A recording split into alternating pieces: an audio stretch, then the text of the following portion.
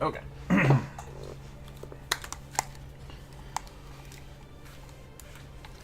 Oh, my hair's getting too long. It's getting in my face. It's in my face. Welcome in, everybody. We are back. Oliver, welcome in. Uh-oh. There we go. Okay. Whoa, it's Friday. It's been a long week. It's 11 o'clock. We'll do some art. Let me get the list up real quick. Here's the viewer suggestion today. We are back. We are going to be finishing up this list, hopefully. We can get through some of it at least. If you have not suggested a character this week, feel free to do so. If you did suggest one this week, I still have it. And we're going to try to burn through these as fast as we can. WJ, hello, hello.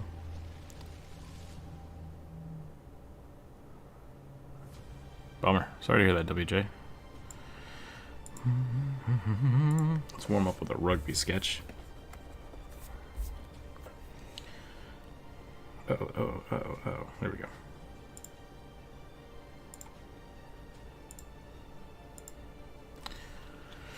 Nebby, hello, welcome in.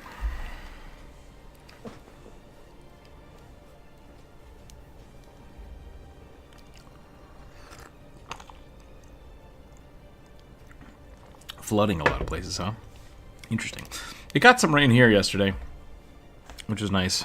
And now we have a whole bunch of... Whoops. We have just kind of overcast skies, which might be nice. It might be nice for the weekend. We'll see.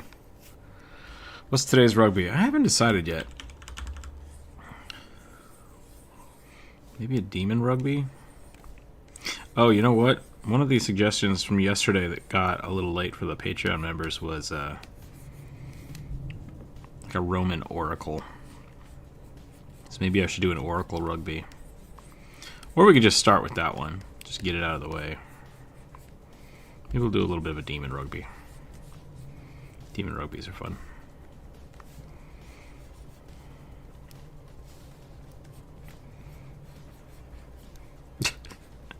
I might need to warm up more today than normal. We'll see what happens. Roman rugby. Roman rugby sounds pretty funny too.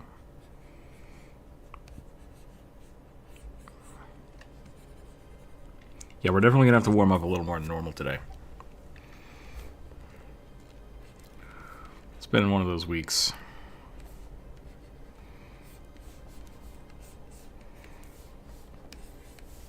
Carlac rugby.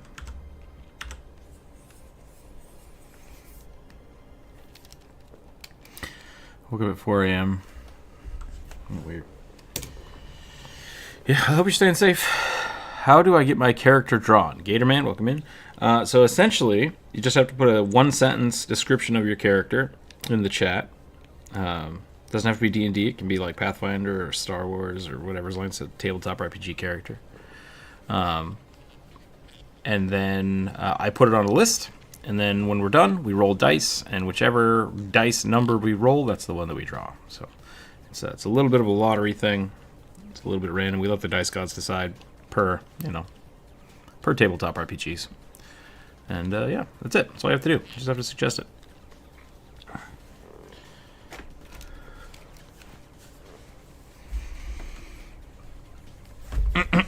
Let me get this. Let's get this rugby started. Let's get this rugby started right, yeah? Just like the stream. Let's see what we got going on here. I'm going to try a mini rugby today. This is going to be the most grr rugby I think I've ever drawn. And I'm okay with that. I'm going to make his nose much smaller. His eyes much bigger.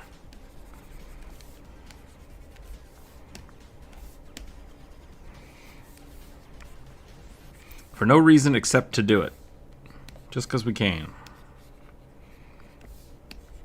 I feel like any drink that is black and colored cannot be good for you. Oh, that's not true at all. Yeah, I mean, coffee. Coffee's not bad. For me, maybe. But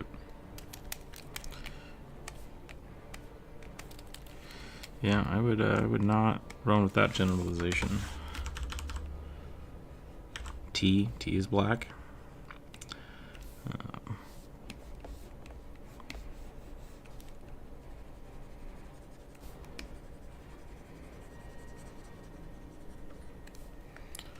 Don't like dealing in generalizations, so.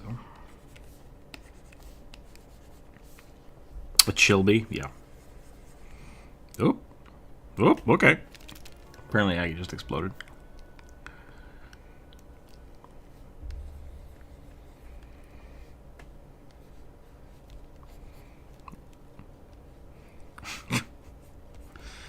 And now we get demonetized.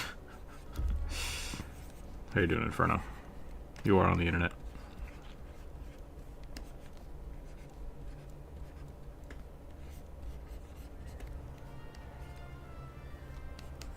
That's good. Why? Why do you have to demonetize my channel? Gotta play nice. Gotta play nice. Anyways, hope you're doing well.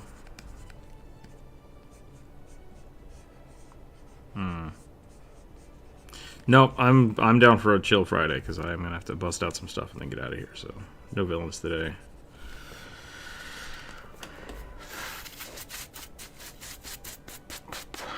Well, okay, if you want to make the argument that coffee and tea are brown, so is Coke and Pepsi. Coke and Pepsi are both colored with, I think, might be red and caramel dye. So yeah, I mean, this is the problem with generalizations because it's all bullshit anyways.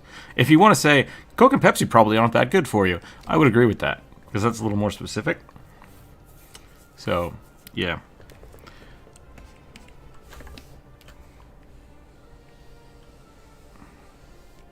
No. Nope. I don't want to call people out. But there's definitely some, it feels like there's some instigation today. There's some weird instigator tension. So.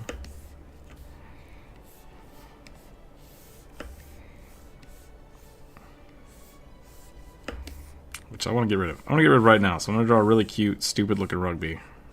And I want everybody to knock it off. How is Aggie spelled? Is it Aggie or Aggie or Aggie? It's A-G-G-I-E. It might not be. It doesn't matter. It's actually Magma Studio now. I think it's A-G-G-I. Is it I-E? I'm going to look it up.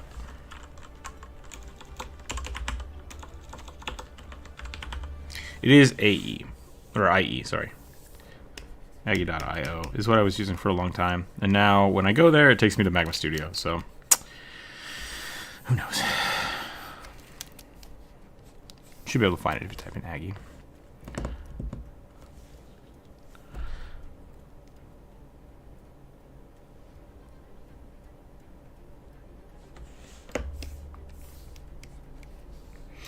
I think Pixel ate a bird or a mouse yesterday.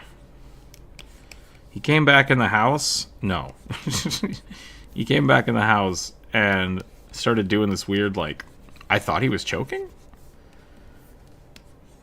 But he wasn't. Like, there was nothing in his throat, and he was breathing fine. But he would just sit there, and then he'd go like, like, what's wrong with you? What's happening? So I don't know if he had, like, a feather stuck in his throat, or there was, like, a mouse still alive in him.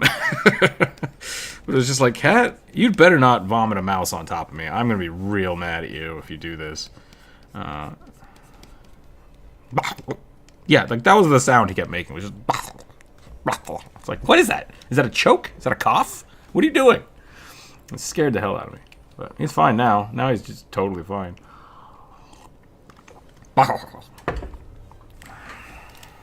Stupid. Probably.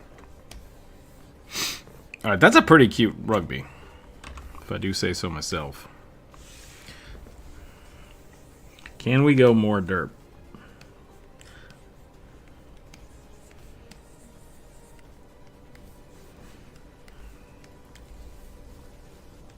Let's do one more derp rugby. Awesome. How do you feel about a bugbear with a Bigfoot horror theme?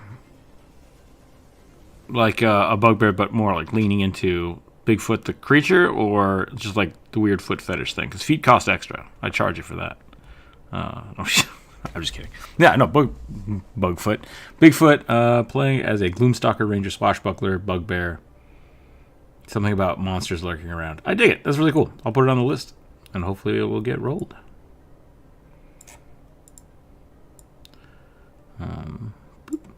I usually say no fan art, but is Bigfoot fan art, or is Bigfoot a monster? That's debatable. Is Bigfoot a person? Would you consider Bigfoot like a singular entity, like a Batman, or is a Bigfoot a race?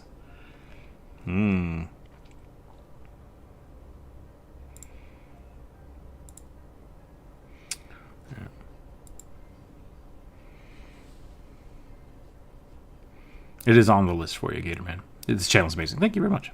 Lope, hello.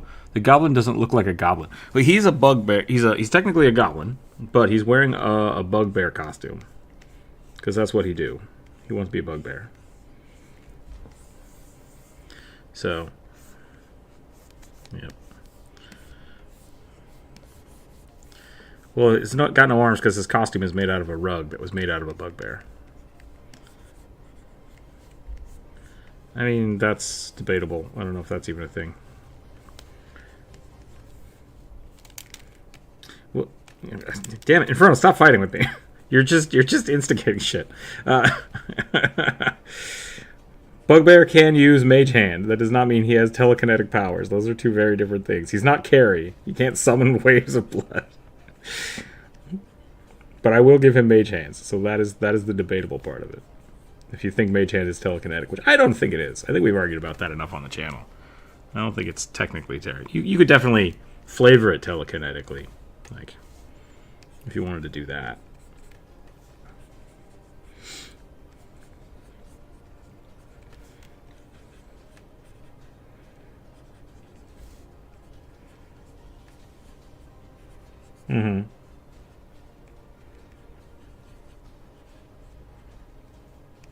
Okay, I could buy that, and I think for them that would make sense, right? Like in that situation, sure, like it's telekinetic powers, right? You're moving it with your mind. I think that's fine. Yeah, like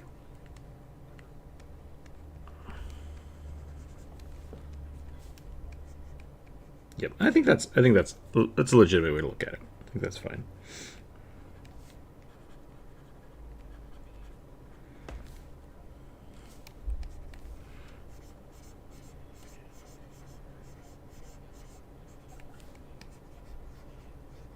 Just random dry leaves, cigarette butts, and squirrel poop. Yeah, not good tea.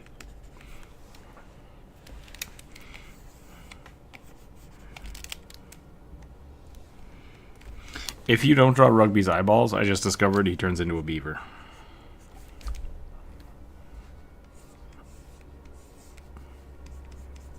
This is a thing we just discovered together as a team. Beaver Rugby. Are his eyes... Wait, what is this? His eyes and ears are too small. I mean, we can make them bigger. That's always a plan. It's not telekinesis because you're not moving it with your mind. You're moving it with special visible hand. It can be invisible. It can be invisible, and that's kind of the thing.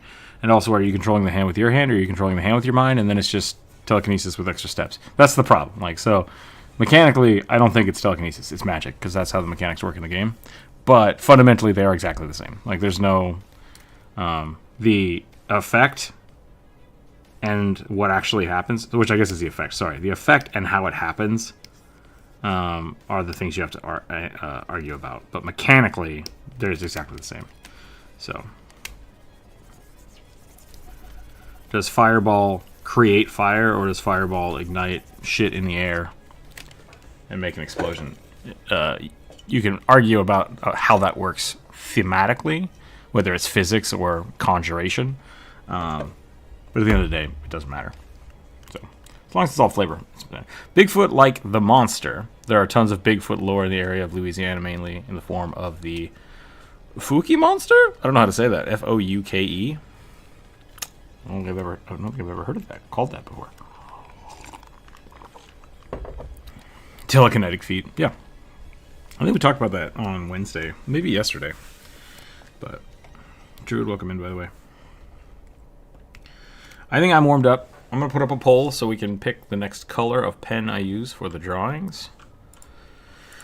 What other kinds of polls would people like?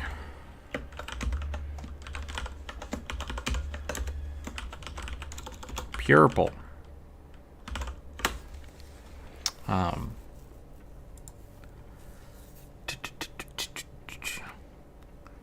In every meaningful way, is it telekinesis then? Also, fireball makes fire. I did not have an answer for you. Those were all hypotheticals and theoretical things. Why doesn't the goblin have hand? So the joke is, or was when we made Rugby, that Rugby worked for someone called the Kobold Vendor, who sold stuff made out of kobolds, because the chat was just brutally making me draw kobolds nonstop. So to get back at them, I made the Kobold Vendor, who just sold kobolds, and we thought it would be really funny if his assistant was just walking around with a bugbear rug on, like a floor mat, like a bear rug, but it was a bugbear rug, and so that made Rugby, who is just a goblin who wears a rug on top of his head, and it looks like a costume, so he looks like a bugbear. That's great. We love him. And it's really dark and creepy, and I love it that people don't always know that story. So he has hands, as far as people know, but you just never see them. Yeah. Otherwise we get a chunk bee, which I do love drawing chunk bees from time to time. This is what our friend Jonas Hips originally created for Rugby, and I thought it was really funny. And so I used it. But this is what I think, like, this is probably pretty close to what the original Rugby looked like. It's just a paper bag puppet, yeah. So that was Rugby. That's a chunk bee. I like drawing chunk bees. They're funny. They look chunky. Fireball is fire. I mean, those are all debatable again too, because otherwise magic becomes boring. That's subjective. Also, I'm not particularly good at modern things. So why does... I don't know what that is. Is that a sunflower? Sunflower face? Is that a pie? I have no idea what that emote is. I've never seen it before. I think the Dresden books do a really cool job about making magic interesting. And it's physics-based. Like, all magic is physics-based. Wizards just have the ability to manipulate physics, which is neat. So, but I also think in that universe, I think magic works the way the person thinks it works. So it might only be physics for Dresden and his teacher. That's debatable. So who knows?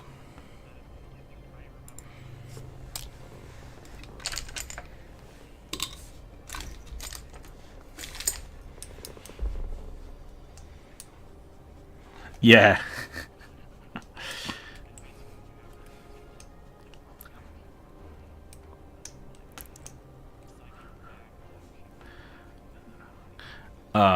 Actually, point of order, Dresden uses Spanish for some of his casting. He only uses Latin for stuff that his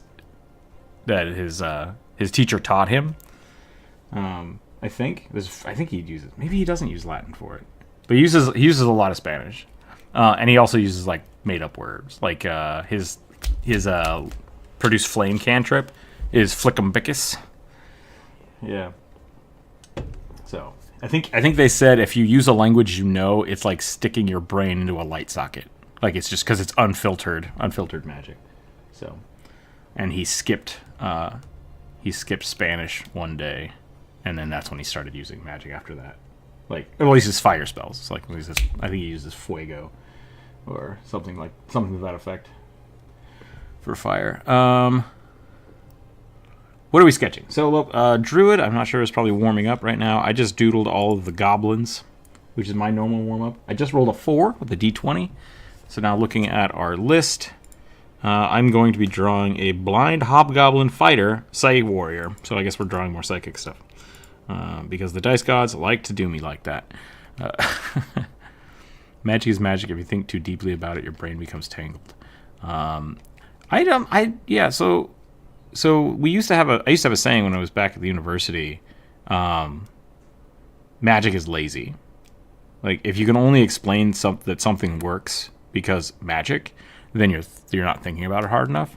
But when it comes to like video games and game mechanics, there's only so many levels of explanations that people give a shit about. Like, how does fire magic work? Well, it ignites stuff. Great. How does it ignite stuff? Magic, right? Like, so but like there is a level of which you don't have to explain things, and it's the same thing with the world around us. Like, how do physics work? Great. How does energy transfer? Oh, now we're getting to quantum physics. Most people just shut off. Most people don't care. It's like, I don't care. As long as it works, and that's fine. So,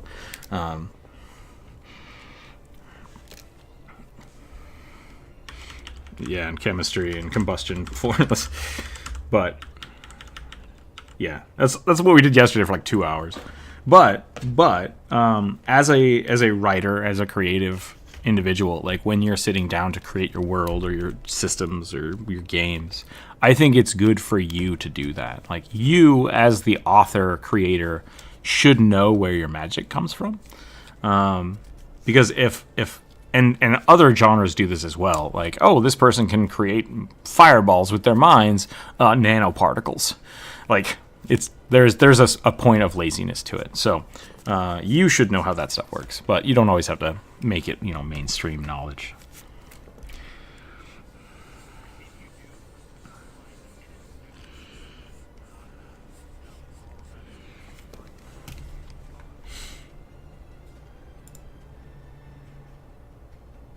Oh no! I just realized now that Discord's been muted this whole time. I'm so sorry, everybody. Oops. Inferno and Druid are here, so that's who I've been talking to for the last 30 minutes. I muted everything yesterday so I could record some screen capture, and I forgot to unmute it. So, whoops. Ah well. Oh, whoops. So it's kind of like that. No one really knows the world how it works. Yeah. You just regurgitated everything I just said back to me, so that's fine. Why not use it? What are we sketching? It's a blank face? Oh, gotcha. I don't know what's happening in chat anymore. I'm going to draw this hobgoblin. Chat probably doesn't know what's happening in chat anymore either, so... Yeah. I feel like hobgoblins have to have sideburns. I feel like that's their defining feature.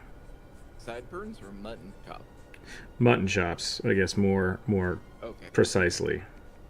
But yes, I am. I have sideburns. I've always had sideburns, like as long as I could have had them. But my sideburns slowly creep down until I almost have mutton chops. Yeah. Sure. So I get those two confused. No, Hobgoblin. Hot goblin is not redundant. Oh my. Oh my.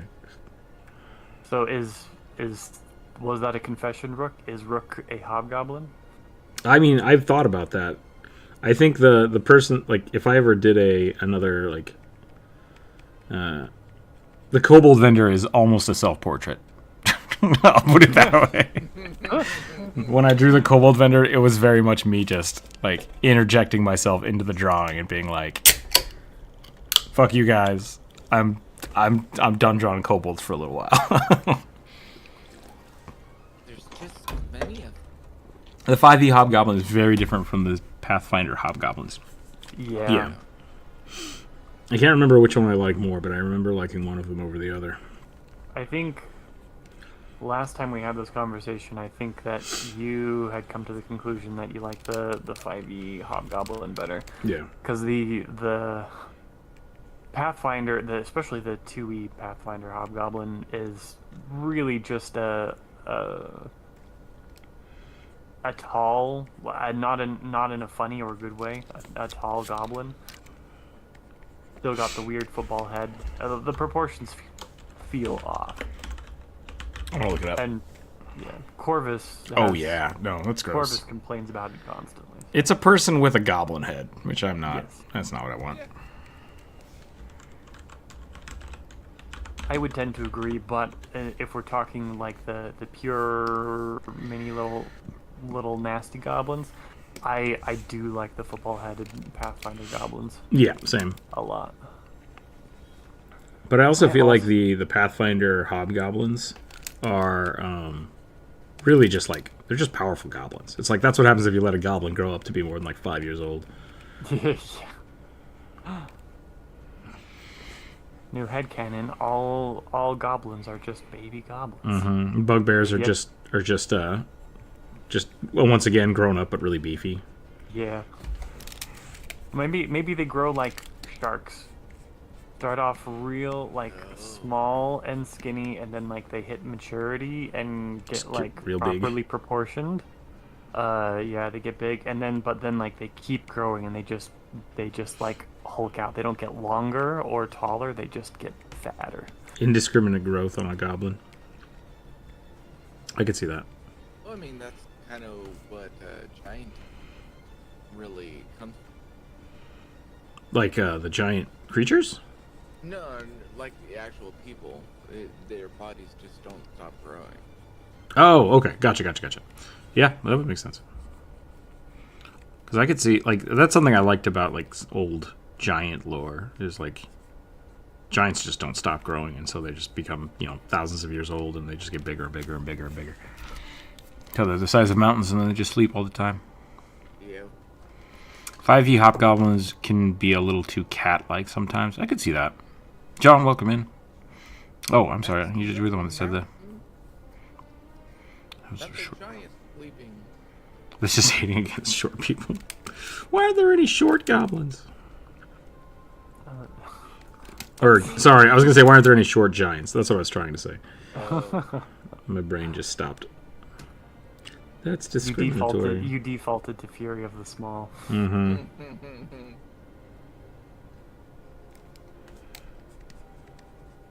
Fury of the Squall! And it's just a bunch of seagulls flying around in a snowstorm. My worst nightmare. Add a plague of Mormon crickets, and it's Blech. my worst nightmare. Well, I mean, why do you think the seagulls are there?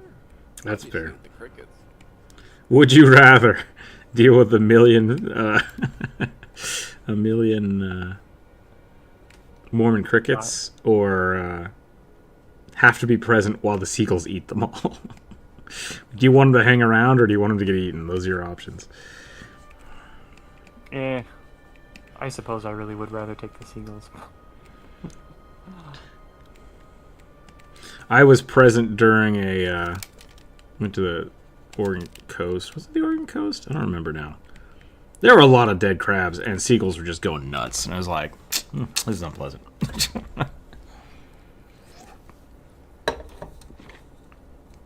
A midget giant? I mean, I don't know if that's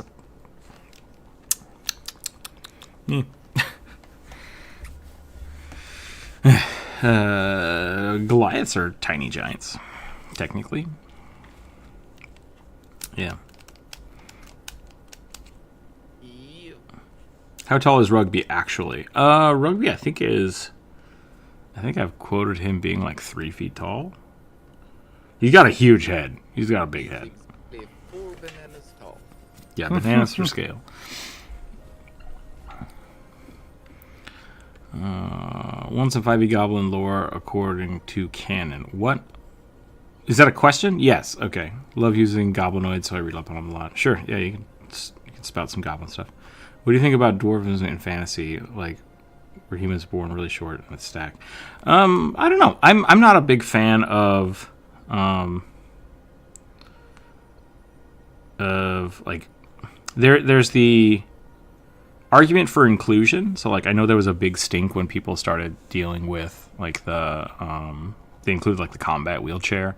People were like, it's a fantasy game, you shouldn't do that stuff. And it's like, I don't know, I'm fine with that. Like I'm kind of okay with that kind of stuff. But like Baldur's Gate added like heterochromia into their selection, and now I've had a lot of people adding it to their characters, and it seems to be more and more pervasive in D&D, and I worry that it becomes like fetishized. So Yeah, I definitely get that feeling. Yeah, which, I mean, it's a fantasy game, so, like, making your characters feel different is fine, as long as it's not at the expense of people. So I'm okay with adding real-world things like that, as long as you're not doing it in an exploitive way. And that doesn't mean that everybody that does that is, but those are the things I want people to be aware and actively choosing those things. So, yeah. That's kind of my stance on pretty much anything you're adding like that.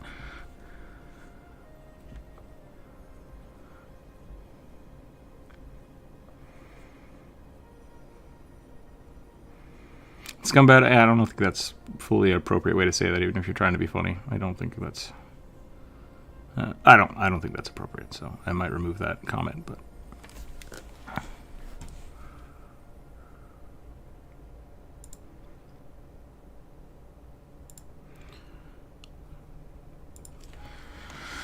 Oh, Goliaths and Furbolgs and Giantkin kind of giant cousins? Yeah. Yeah, I think they started with old... Goliaths specifically, I think, are giants and elementals, if I remember right. And not giants and humans, so they just get kind of big proportions from giants and then have more elemental focuses to them, which is kind of interesting. Interesting. I have... this was totally an assumption, but I had assumed that they were half human, half stone giant specifically, and that's where the earth elemental came from. Yeah, the Blood of Titans giant type. Yeah.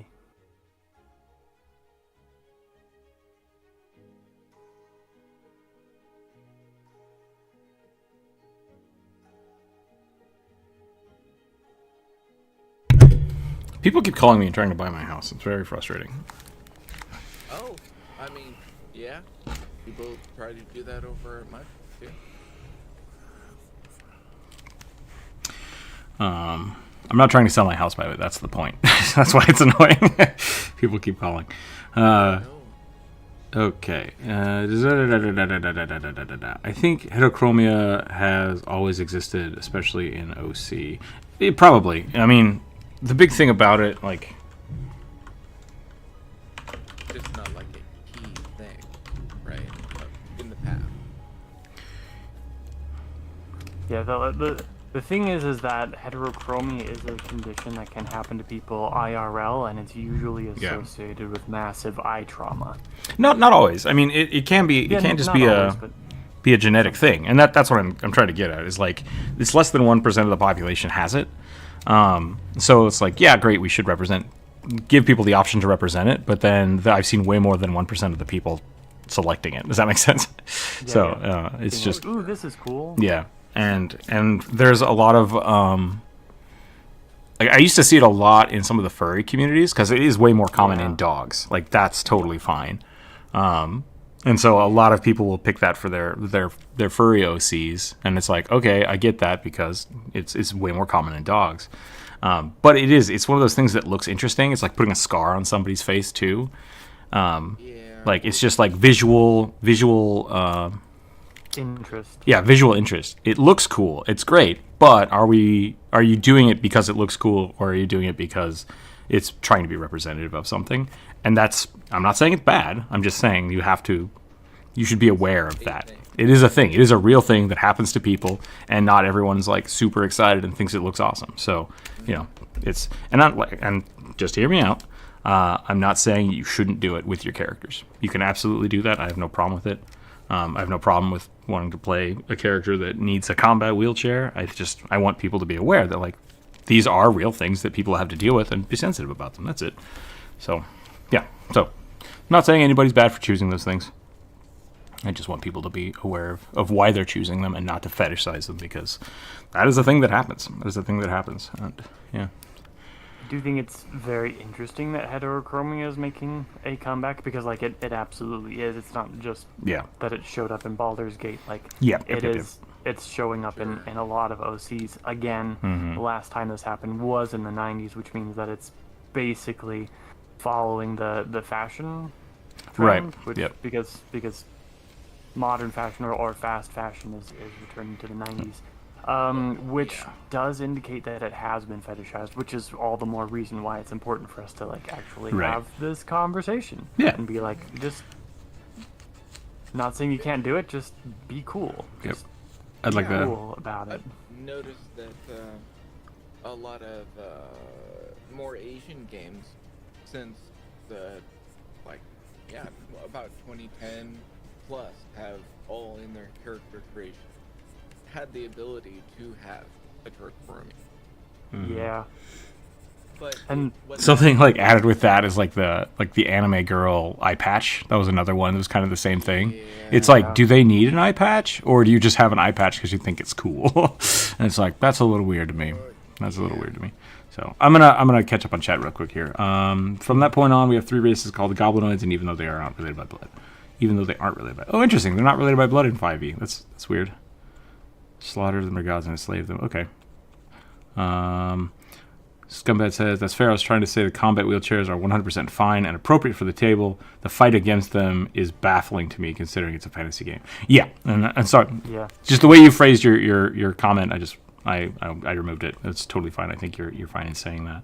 And you also, if you didn't like it, you have the right to think that too. So I'm not going to force you. But thank you for clarifying that. Yeah, I think people like being mad. Is the big thing. Oh, yeah. So Especially it's like, on the internet. especially when it's like, hey, we want to include something, and that's the big thing. Like, I'm totally fine having that in the game. I think it's great because that's something that is representative. It's like, oh, cool, I can do that. And a lot of games, like even I think one of the Dark Souls games lets you pick each of your eyes, which was kind of fun. But part of that was like purposefully making your characters look weird. So that was completely aesthetic. It wasn't to represent people. And so it's just a different way to look at it. I don't think a lot of people know about eye trauma. Yeah, I'm recently dealing with my eye trauma, so I'm learning more every day. Now the canon and Furbolgs and Goliaths are that they are Anum's son, which I thought was a giant, right? One of the first giants, different from others, true giants. They were created after his first wife was murdered by her sons. Interesting. Okay. A lot of goblinoid gods survival Megalo's assault. Goblins were before a neutral race force of crafting and trade. Interesting. That'd be kind of cool to see like an old world goblin campaign. Same with Vitiligo. Yeah, that's another one. I know a few years ago there were a few like Instagram models that made a big push for like awareness of it, and they got really popular, and then all of a sudden it started showing up in a lot of people's OCs. Same thing. It was just like, I hope you're doing that because you're being supportive and not because you're fetishizing it, which I also know happened. So, Just like polydactyl characters. Ooh, I haven't seen any polydactyl characters. He's like multiple thumbs. Is that what you're talking about? Yeah, like multiple, an extra finger. Gotcha. I have not seen that one. That's not, eye patches were not always for missing eyes. Yeah, like I wore an eye patch for about 2 months, a little while ago.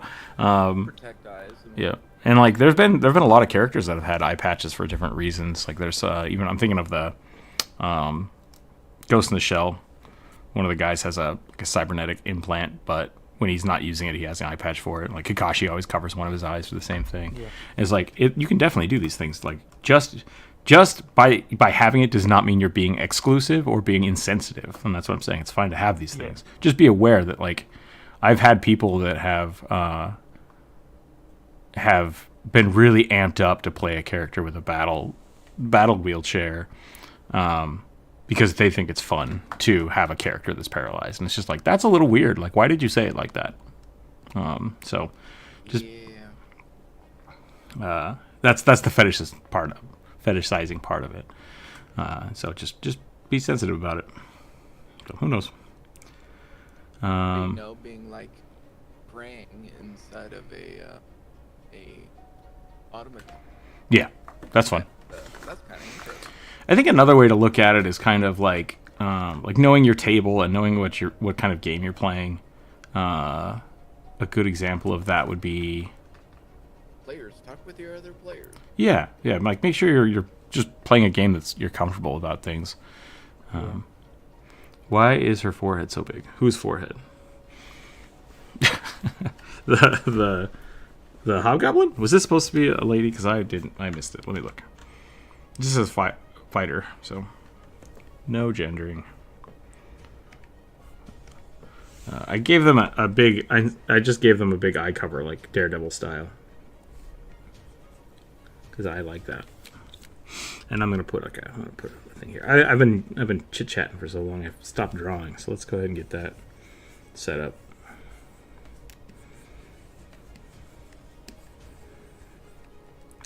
I feel like if you're a fighter and a psychic, you could just wear full plate and just never go anywhere.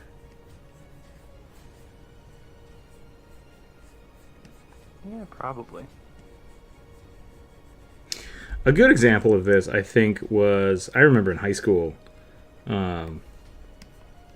robotic limbs were really cool. I wanted to go into, in college, I even started a degree trying to design prosthetics.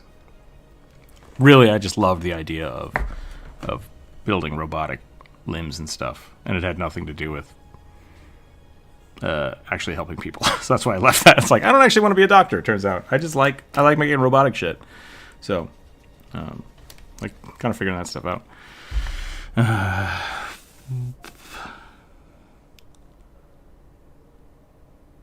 Yeah, I remember reading a paper about a roboticist who actually made a prosthetic third arm and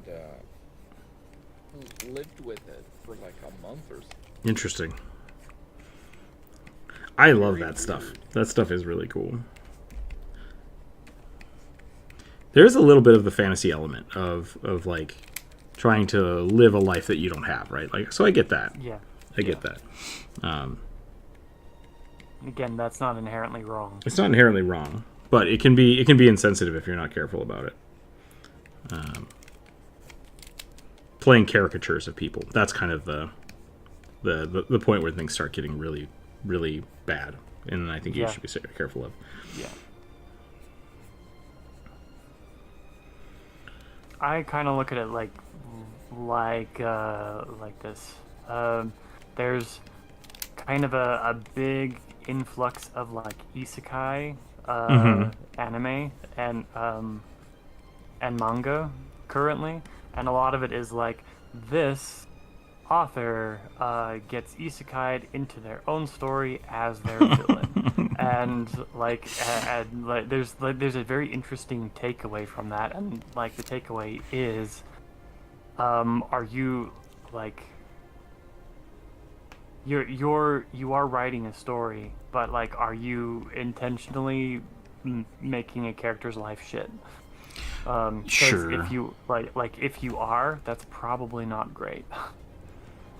What's the? Let's see. I don't know who. Even Ian Davis's channel is incredible for that. I don't know who that is. For being like making. Yeah,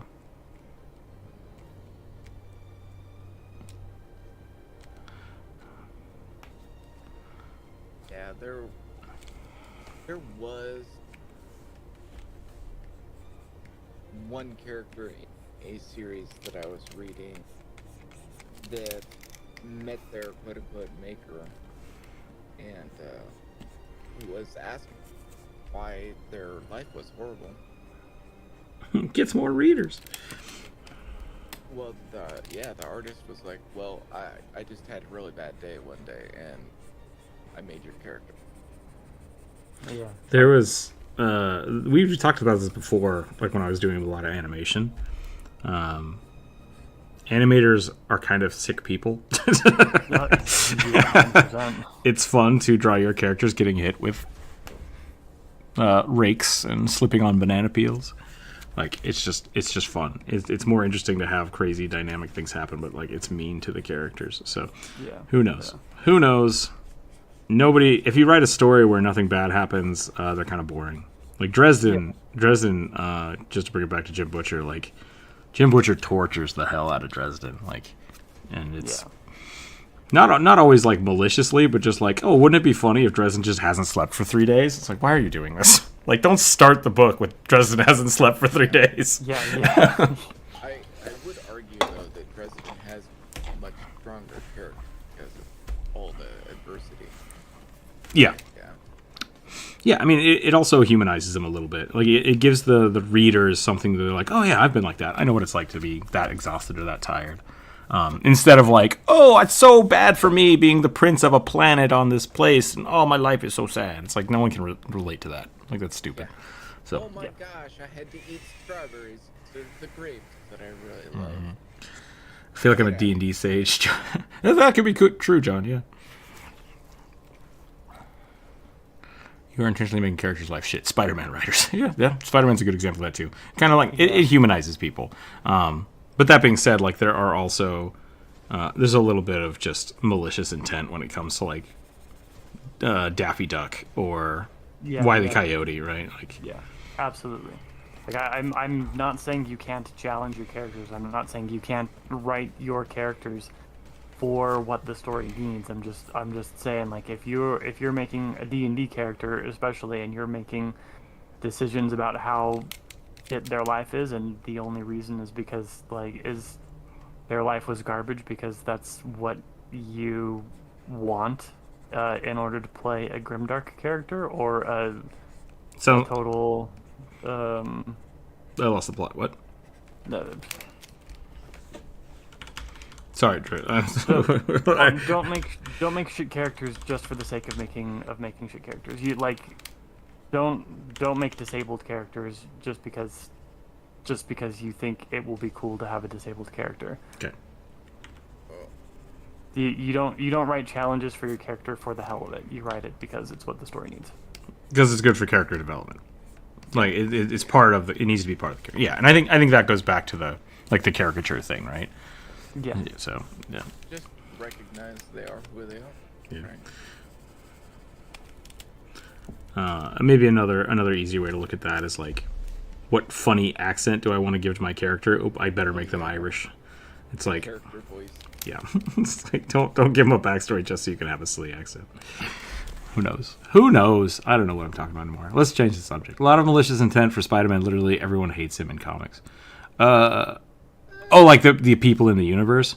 I think there's a lot of like J. Jonah Jameson's a good point of it, right? But I don't know if that's everybody because Spider-Man also has a relatively large.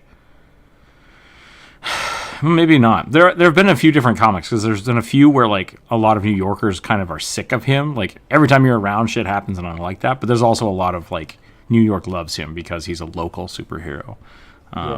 And because he like prioritizes the local people. Yeah. As opposed to most of the other Avengers who will leave to. I mean, they go and take care of the big shit, but Spider-Man. Stark literally lives in an ivory tower, like. So. Yeah. Well, I know a lot of the stories. Sure. That's one of the things that I actually like about comics is the fact that you only have arcs going 1, maybe 2 years, and then a completely new author and artist takes over and does whatever they want to do. Yeah, which is good. It should also be stated that among like the superheroes, most of them like super respect Spider-Man. Yeah. John says, I've made an edgelord character before, but prefer having characters seek adventure for fame and fortune, not escape shady paths. That's kind of what I think you were, like, it sounded like you were going for, Druid, and then I wasn't really sure, because it sounded like you were just saying, like, don't make edgelords. And I'm like, edgelords can be fun. It's just... Edgelords can be fun, just, like, I don't know. There's always, I always have a problem with edgelords at my table, which is that their character doesn't actually want to interact with the party, and so that specifically becomes everybody else's problem at the table. The lone wolf. Edgelord. Yeah. So it's gotten to the point where I have literally like your party meets up at a bar. You guys don't know each other yet, and the other person at the table describes their edgelord character sitting menacingly in the dark, in the shadows of one corner, and I've literally been like, okay, well, I know that my character does not want to interact with that person because one, they're shady as fuck, and two, they obviously don't want anybody to talk to them, so I'm going to go do my thing over here. And then, like, as soon as I put the ball in their court, they start freaking out because, like, this is sorry, I'm like, I get too worked up about this, and I get too in the weeds about it as well. building an edgelord character is fine as long as it's what the story needs. If you are building an edgelord character, like I have just described, that's not what the story needs, because the story needed you to be able to interact with people, and you've actively chosen not to. Yeah, that particular aspect, not always a good thing, right? I think a good story can happen with little to nothing happening. I I agree. agree with that. Yeah. Ad. Oh, are we getting ads? You shouldn't be getting ads. You have a YouTube membership. YouTube. I'm gonna change that. Hold on. If you'd like to sponsor the show and have me turn ads off completely, please let me know. Please let me know. But you shouldn't be getting ads. That's very strange. This button. This button?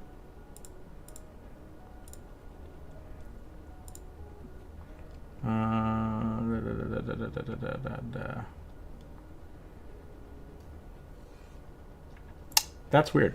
I don't know what that is.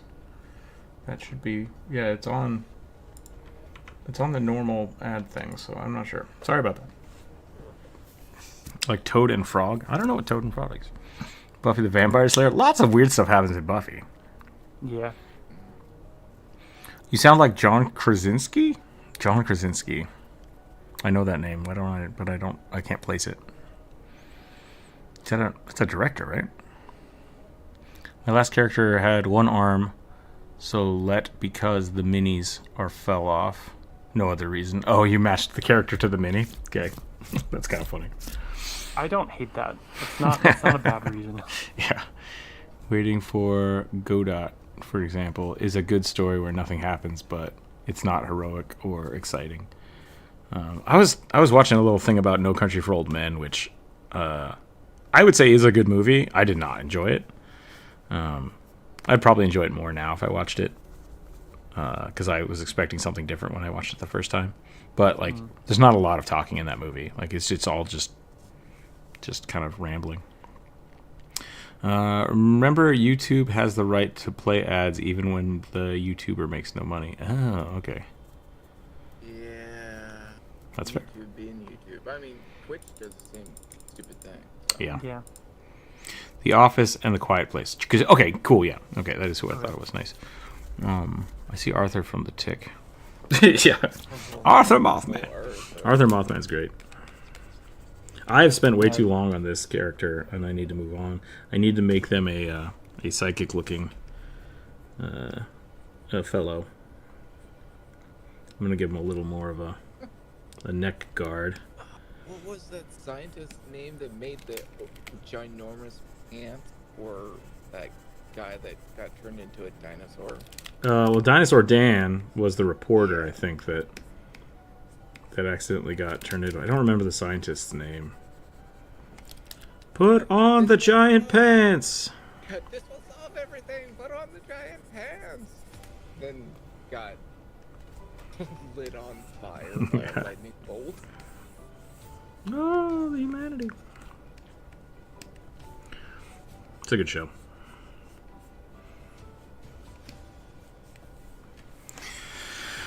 Yeah, I remember many years back playing at, one of the few sessions that I played on Adventure.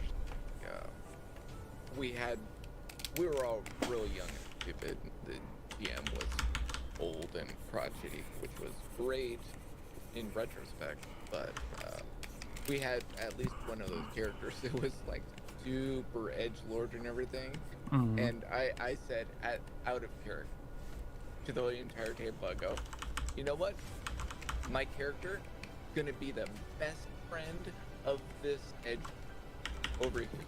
He's gonna do everything. He's gonna pester him all the time. I'm just letting you guys know. And it turned into like the dynamic duo for, I think we only met for 3 sessions. You had an odd couple situation going? Yeah. It was like a Penn and Teller's bit. That's funny. I'm a big fan of characters being... I love playing edgelords. They're really fun. just like sit in the back and like think about things and then do nothing. It's great. It's fun. But I also like interjecting action into the thing of just like I threw one of Druid's characters onto a roof. Yeah. Without permission. Just like, go! It's like, what's happening? That was. Yep. It was great. I failed my stealth roll to land quietly, and we alerted the entire town we were trying to hide from. It was fantastic. Yeah, it was pretty great.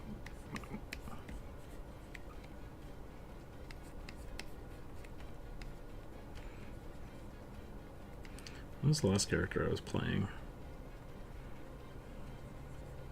Oh, I'm playing an investigator. A Goran investigator, which is really fun. But yeah, he's kind of broody.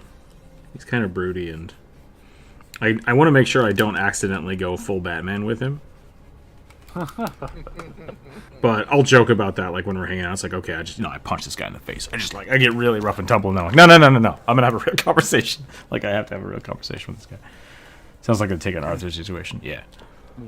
I mean, you intentionally went full Batman on Constable McMurderfloof. Yeah, no, 100%. Yeah, Constable McMurderfloof is a tiny poppet detective, and I tried to make him as Dark Knight as possible.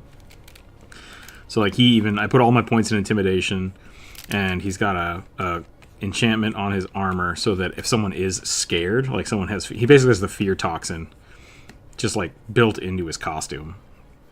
So people become feared and then can't become unfeared until they stop looking at him, and he's just like, he's really fun. He's very cool.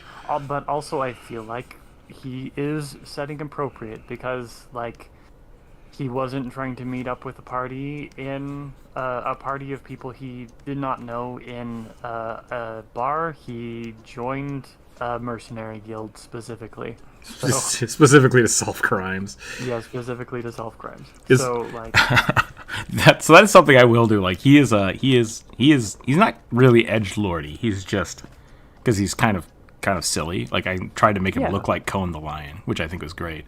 And I think he has more of that attitude when he's out of combat. And so he'll constantly just like, I'm going to ride on your shoulder. You're my buddy now. And he'll just like latch on to people and stuff. And so, yeah. And then when you're in combat, you can be that dark, broody edgelord, or like when you're on the case. But characters can be more dynamic than just one thing. And I think that kind of falls back into that, I was going to say, not tropey, but caricature, right? Like it's like you don't have to be one thing. Your character can be very multifaceted, and that's totally fine. Have you seen Jaden Animation's first D&D campaign? Hilarious stuff. I haven't seen her play. Me neither. A new video. Are they playing an Aarakocra? That's my question. Or are they playing a ranger with a parrot? I don't know. My last edgelord character was a Damfear Gloomstalker Ranger Phantom Rogue. That's pretty awesome. That sounds pretty good. I think I'm done with this character. I'm going to move on to the next one. Yep. I'm going to roll some dice. I'm ready as well. What am I rolling? By the way? Roll a d20. D20. Okay. If anyone else has just jumped in and you would like to have a character added to the list for us to draw, please let me know. It's just a one-sentence description, no mimics, no fan art. It can be D&D, it can be Pathfinder, it can be Lancer, like whatever you got going. That's totally fine. Cyberpunk. Starfinder, yeah. No Dragonborn. What do you mean, Nebby? No Dragonborn. I rolled a 14. Please let it be Dragonborn. Oops, I already drew that one. I'm going to remove that from the list. Tabaxi Blood Hunter, female with saber-tooth fangs and medium hair. Chainmail with studded leather piece with a feathered cloak. Wears necklace similar to a Water Tribe necklace from Avatar. That's a lot. That is a lot. Tabaxi Blood Hunter, saber-tooth fangs. Oh, yep. It seems like, chainmail. It seems like it's just like a kind of a. I mean, they're a blood hunter. I think you'll get that. Yeah. Chain and fur. I rolled a 2. With the fur. A mean old female fetchling druid with a shadowhound companion. I don't usually draw the companions. I also need to look up what a fetchling is because I always forget. I think it's just shadow elves, right? Pretty much, yeah. I typed in fetchling and Google was like, oh, do you need this search again? It's like, I've searched this before, apparently. Yep, okay.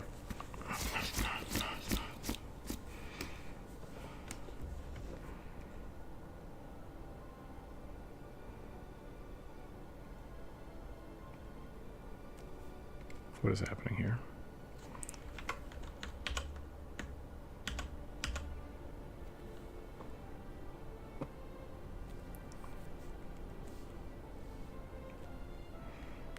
Old female fetchling druid. Okay. What color did we pick? Red? Nice. We'll go to red. We'll start a new poll.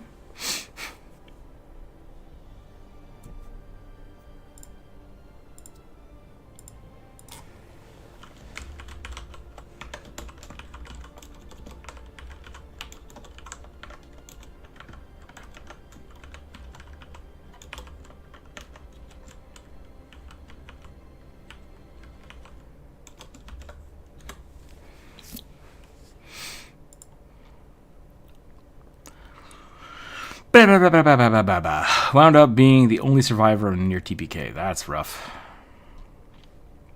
They're playing a dragonborn warlock with magic seals on their tongue so they do voice magic. That's cool. Magic mouth, but in your mouth. That's creepy. She's playing dragonborn. Okay. Buffy, attitude, but she doesn't let her trials define her. I like Buffy. Buffy's good. Glowy eyes? Rather than that, she fits Yellowheart. Okay. Her edgiest moment was... I assume we're talking about Buffy right now. Or are we talking about the... YouTube has done a thing where they have that icon on the side to, like, click on the hearts, but it covers up the text, so I can't see it. I know. It's very frustrating. I have no idea how to I don't know how do it either. Yeah. Doing just gives us a reason to keep living. Spike. Oh, gotcha. We're Buffy, yeah. Yeah, Buffy could be kind of an edgelord.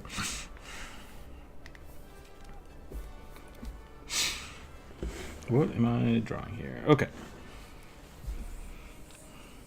I'm going to do like a bust.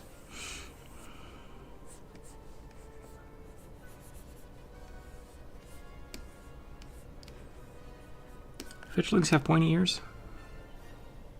Slightly pointy ears? Or are they humans? Are they shadow humans? They are shadow humans. Okay.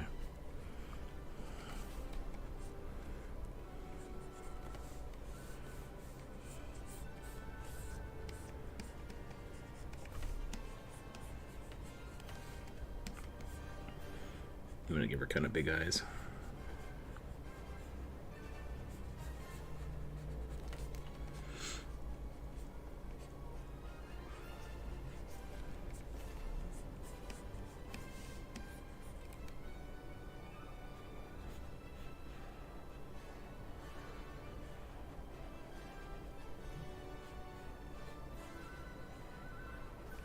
She's supposed to be older, too. How do I draw old people? More Buffy. I mean, if you want to watch more Buffy, you gotta watch.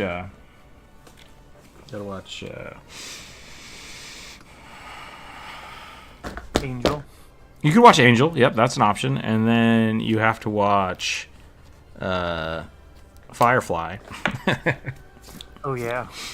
Watch Firefly and Cabin in the Woods.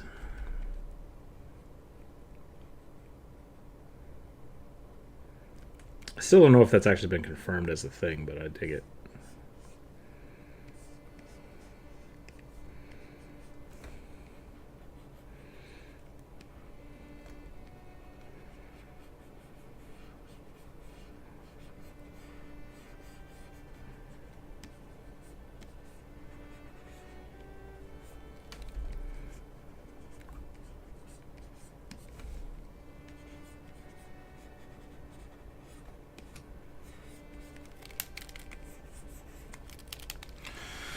Look in a mirror, crow's feet, old scars, gray hair, tidy. Sorry. Is Ghost of Avalon connected to Buffy? I don't know.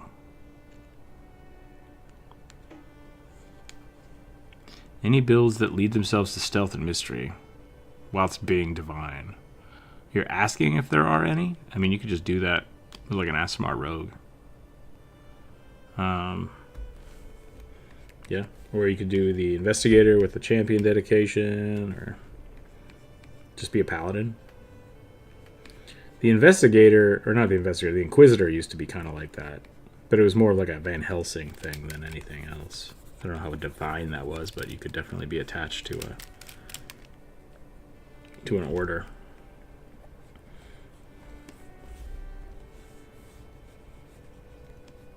I made this side too big. I wanted it to be big, and I made it too big.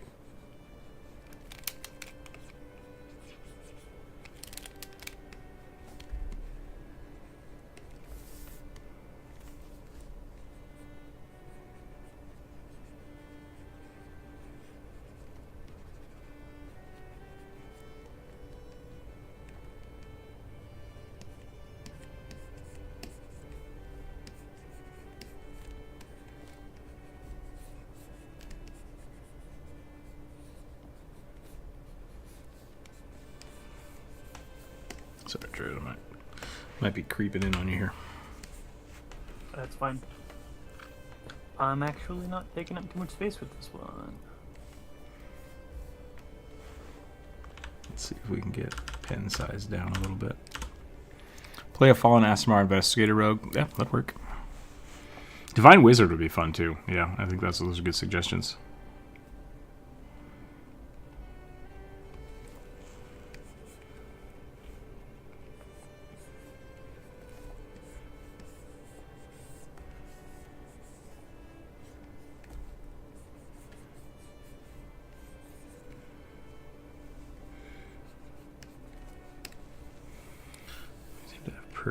Pretty normal hair.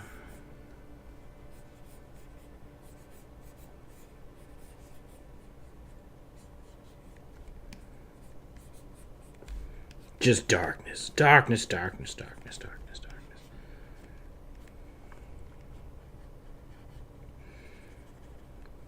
Die, die, die, die.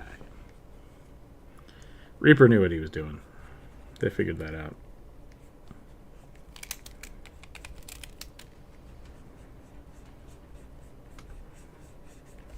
From Overwatch? Yeah.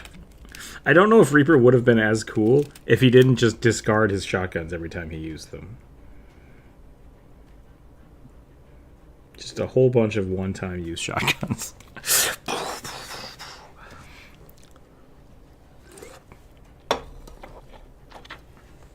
Can rogues use guns? Yeah. Yeah. Yeah. I don't know if they have the proficiency, depending on the game. Not automatically. Yeah, but there's a lot of ways to get it, especially with just taking proficiency in it as a feat. So, like, they don't start with it inherently, but I don't think anybody does except gunslingers in 5e. I think artificers do. Do artificers start with it? Well, that's fine, because I don't think they exist. Like,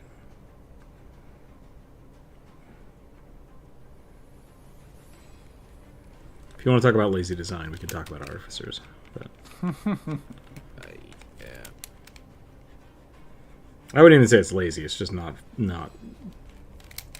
thought through all the way. Is there a I can't draw faces today. Is there a gunslinger version for the artificer? Don't I know. I don't There think is. so.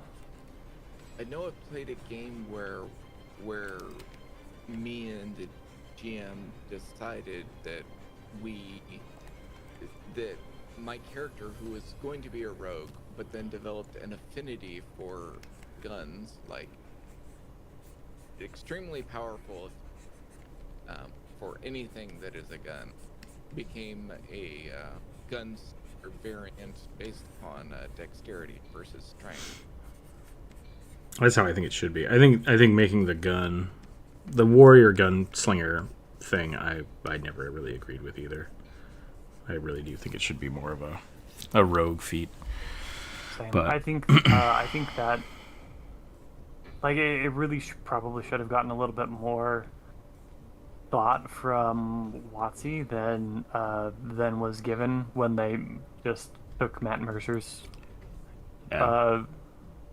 quick port from Pathfinder for Percy and just made that Sure. canon. Yeah. Not saying that Matt did a bad job with it, just it probably needed a little bit more attention than he was able to give it. Yeah. I'm gonna start over on this drawing. It's killing me. I don't know what's up with it. I'm not happy with it. I think I started trying to draw the face too quick before I got all the shapes Yep. I wanted. So Yeah, I just never really understood the reason.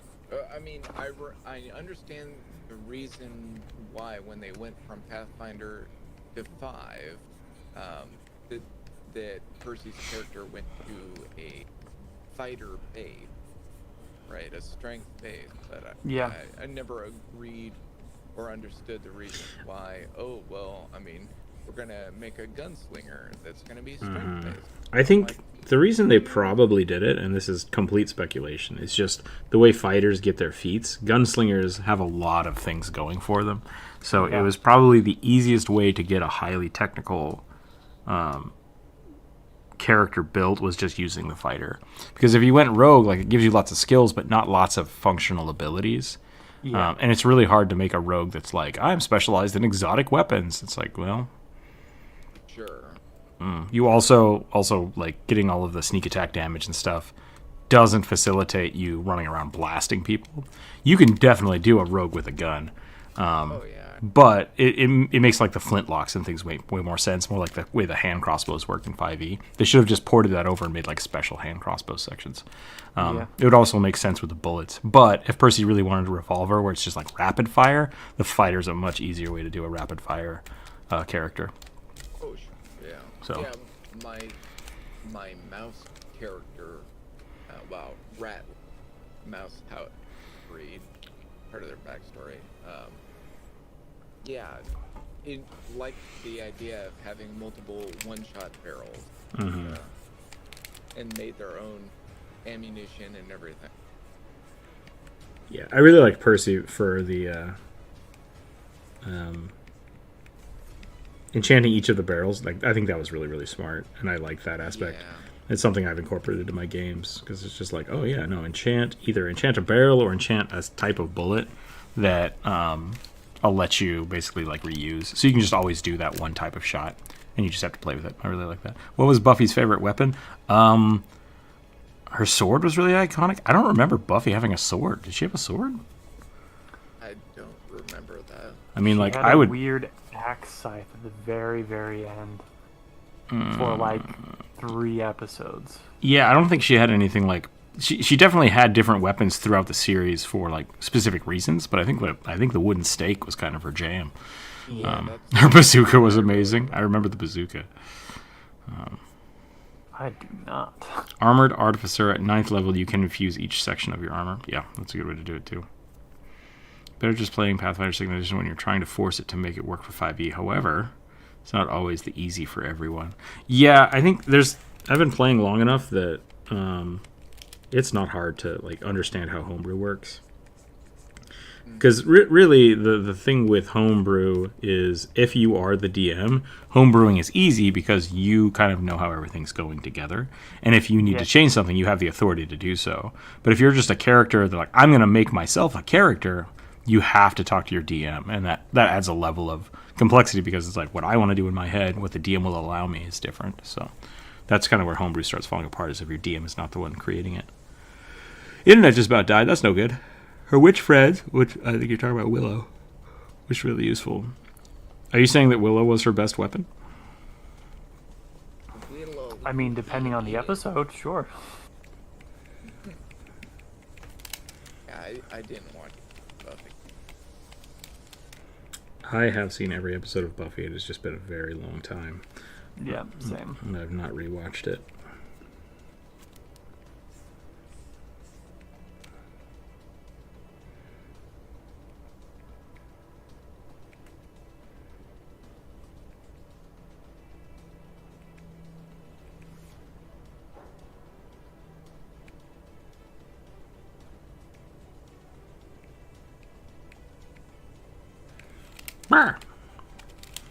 I could make this like really old crone looking, I guess, but I don't know if I want to do that.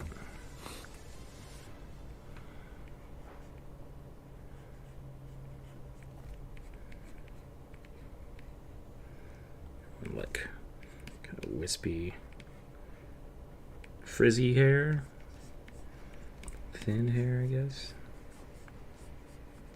It's a better way to say that. Maybe we'll do like Chun-Li buns.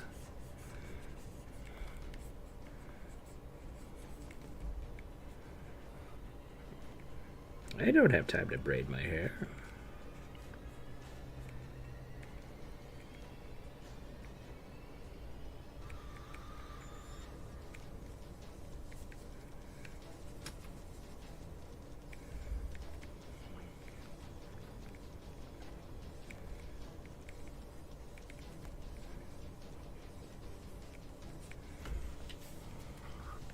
I've made angry Chun-Li. That's not what I wanted at all.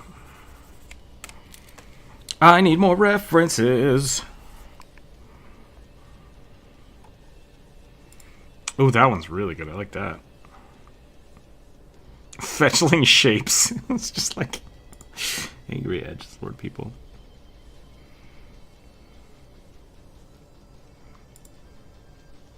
Yeah, let's go more cheekbone.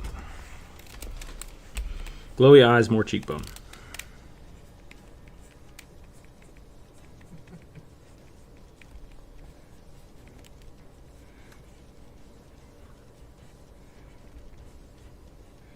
Bring the nose up a little bit. Just tip the head up a little bit more. Oh, this artist is great. Wait, thank you. I mean, Yeah, I was thinking about making the joke, and I was like, I don't know. Too, but this post that I just found put on the live stream. That's pretty funny. I can see this. That's pretty amazing. It feels very like Darkest Dungeon, but whimsical. I like that. The rock, paper, scissors wizard. I can't remember why Buffy didn't use any more magical items. I think magic was kind of dying out, like was kind of the problem. Yeah, there was not a lot of magic, and what there was erratic and unreliable. I have an idea to play a Shadowcry, but out of stereotypes by making him have emotion. Yeah, I think you can do that. That's not a problem. I don't know why people do that kind of stuff. It's the same thing with like, I'm going to play a Goliath barbarian, but I'm going to make him real dumb. It's like, you don't have to do that. Like, your character can just be whatever you want. Okay. Yep. The book is just a suggestion for people who don't want to be creative. Yeah, I mean, having 10 intelligence, for example, in 5e does not mean that that's a dumb character by any.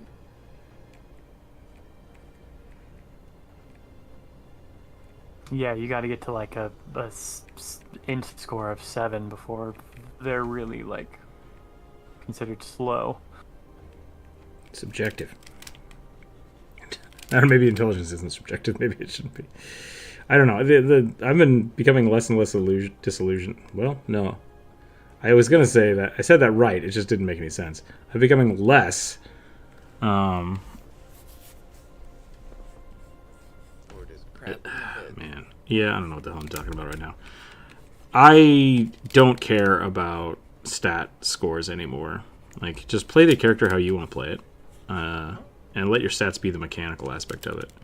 Because you could be someone that's very, very clever and not know how to solve intelligence-based puzzles. Like, that's what the stats are for. Like, play your character however you want. Yeah. I consider myself to be moderately intelligent, but I cannot do puzzles or lateral thinking. Yeah, riddles or lateral thinking puzzles.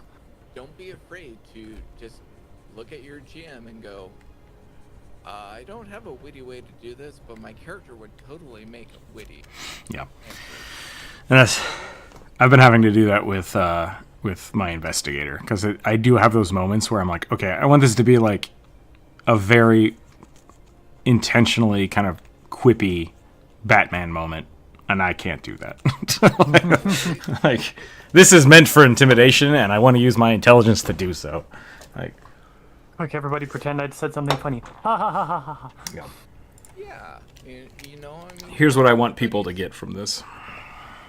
everybody can be that pithy and on point all the or in fact any of it. And that's fine. Batman can do it because he's got a whole stash of writers Yeah, coming up with his yep. sayings. All the writers and all the prep time. There was a lot of people, not a lot of people, but I remember seeing it quite a few times of people being like really upset that they thought Critical Role was scripted. Yeah, for season 1 and 2, and I was just like, even if it is, like, I don't care. It's still really funny. Yeah. Make the druid look like a bohemian. Yeah, that's kind of where I'm trying to get with it. I'm trying to make them look like they. I'm thinking old lady in a pawn shop. Like, I want her to look like she is taking care of herself, but not as fervently as she could be. So her hair is nice and it's clean, but it's unkempt and just kind of all over the place. And then I'm going to give her some horns, and I'm going to give her some druid clothes. That's my plan.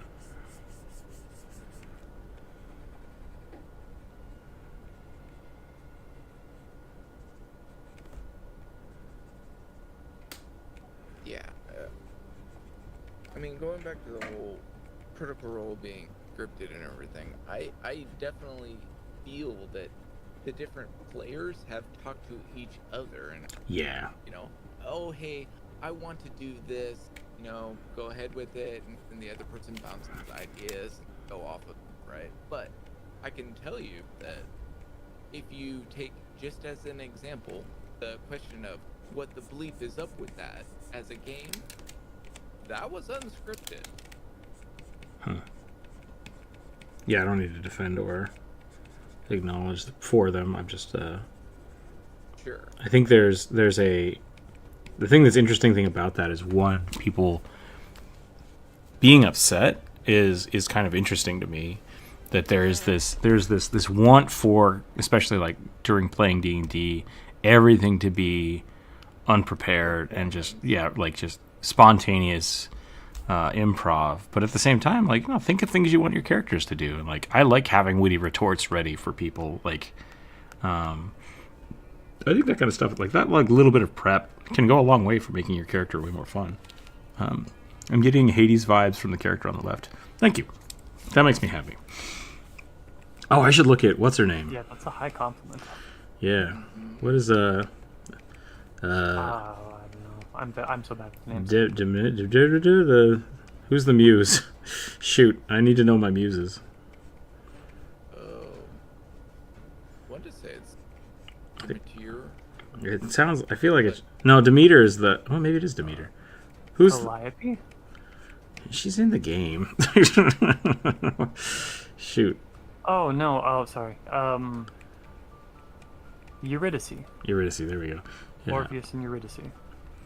Demeter is the goddess of winter, right? Yeah. Yeah. Well, goddess of seasons. Seasons. Okay. Dear grandmama. Yep.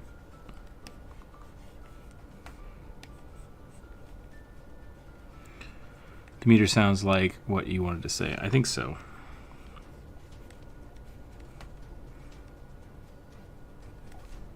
Eurydice is Orpheus's lover. Yeah, that's who I was thinking. But I don't think that there were any specific actual muses. Oh, okay. Yeah.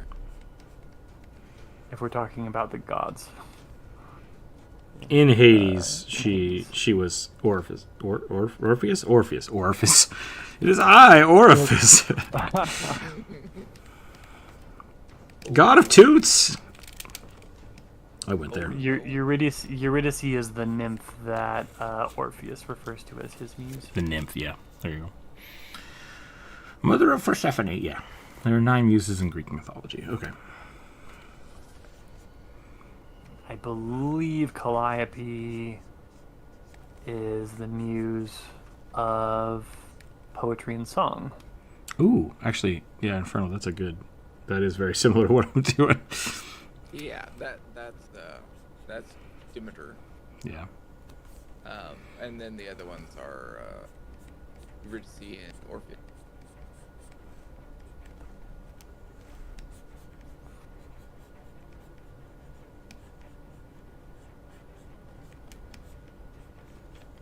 Man, I love Supergiant.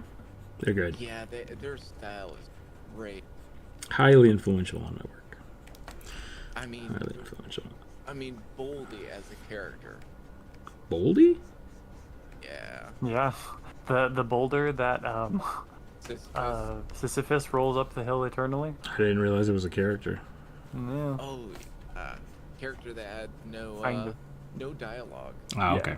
kind of eventually. Sisyphus speaks to Boldy sometimes, and at one point Zag can talk to him and give him ambrosia, or no, not ambrosia. The friend juice? Nectar. Yeah, the friend. Yeah. The friend. You make it sound so dirty. Yep. Demeter is a titan, yeah. You can also make Boldy your friend.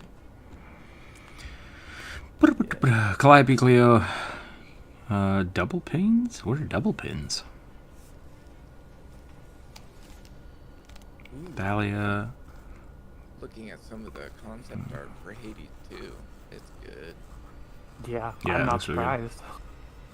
Same artist with probably a little bit more time and the history of her own art and understanding of the previous game to go on. Of course, it's going to be good.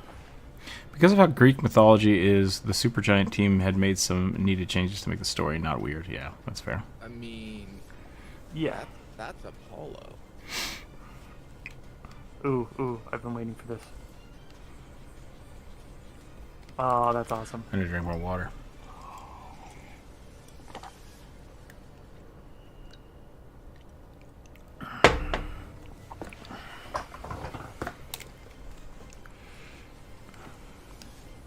Oh my gosh, his bow was also a harp. Yeah. Oh, that drives me crazy when they do that. Uh, If you have a string that can be pulled like a bow, it's not good for a harp. If you have a harp that is tensioned to be a harp, it will not work as a bow. I mean, it might, but like not in any functional way. Oh, I hate it. I hate it. That's fine. I'm fine. I'm fine. I'm not. My proportions on this cat face are all off.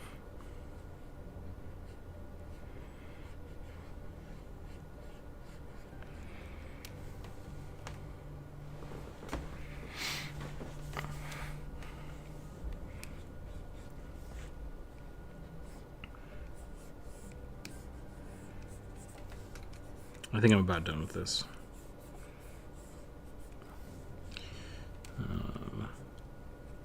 I would like this to look more...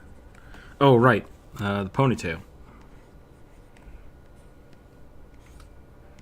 I was going to do a big, like... maybe I don't need to do that anymore. The cool thing I see with the fetchlings all the time is like the faded hair going from like dark to light. I really like that. So maybe I'll do something like that. Add a little bit of shading here and then call it and go to the next one. If you have not suggested a character yet, you're still very welcome to do so. What time is it? It's 12:30. We got time. We can do quite a few more, I think. If you would like to sponsor one of our episodes or have a commission done by me, let me know. We are also doing Beartober. No, not Beartober. Octobear, yeah. Octobear. So if you'd like to see a little tiny squid or bear drawn in quick succession here, just like feel free to drop some super chats and tell me what kind of tiny bear you'd like me to draw.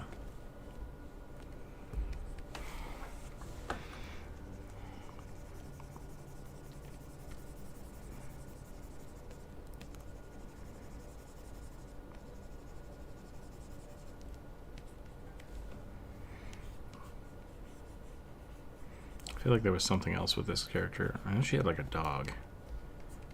But Yeah, Shadowhound. Shadowhound. How can we make this more shadowy? What's a shadow druid look like? kind of just want like brambles and sticks, kind of going everywhere.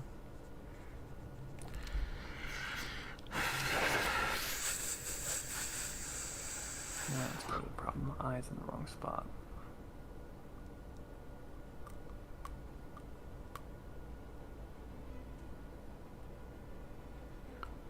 Curious to know whatever my number was. That is a secret. That is a secret even to me. So what I do is I go and I take all of the suggestions and I put them on a list, and then I randomize I remove all the names and stuff, and then I randomize the placement of them inside of a Google Doc. A spreadsheet, I guess. So I don't know whose are what's.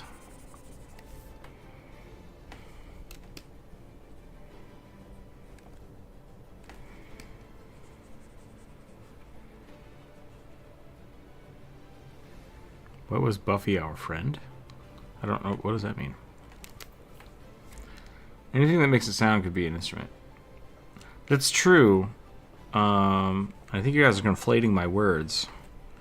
Because I said anything that is tuned to be a bow is not meant to be played like an instrument, and vice versa. So, could you make a bow that has a harp attached to it? Yes. Could you make a harp that doesn't work and sounds like shit but could fire an arrow? Yes.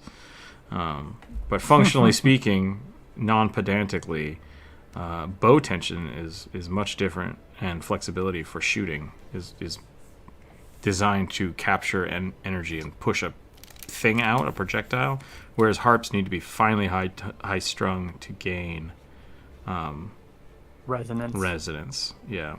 And a lot of bows, this is kind of fun, a lot of bows have a problem with resonance because they make noise, and so you have to put dampeners on the bow so that they don't, one, break themselves, and two, make a pwang when you shoot them. And you can put little floofs, little rubber or feather floofs on your bowstrings, so that when you fire them, they go instead of twanging. I had a friend that had a guitar that he didn't care about, but he would just play with all the time. He had lots of good guitars, like he knew how to play the guitar, but he just had one that was just kind of a shitty like Walmart guitar. And the strings kept breaking, and he stopped replacing them, and so then by the end he had one string on his guitar, and he tuned it real low so that he could just bend the shit out of it and actually try to play it, and he would just play it like a wash tub string thing. It was pretty funny. That's awesome. And a pretty good use of a shitty guitar. He was impressive. He was really fun to watch play the guitar.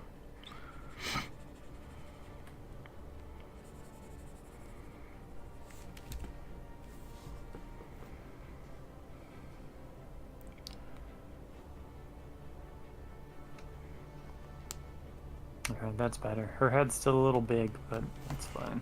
All right, I think I'm done with this one. I'm gonna give her a little more hair in here, a few more loose ploofs.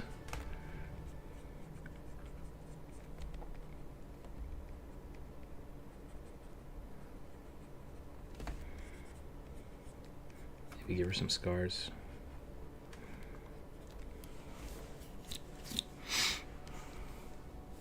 Darkness, darkness, darkness, darkness. Okay. What color are we doing this time? Purple. Doing some purple.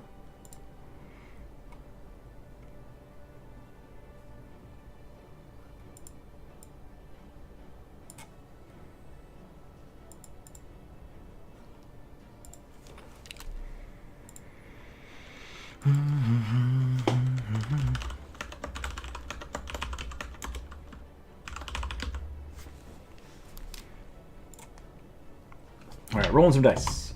7. Humanoid French bulldog midget rogue merchant.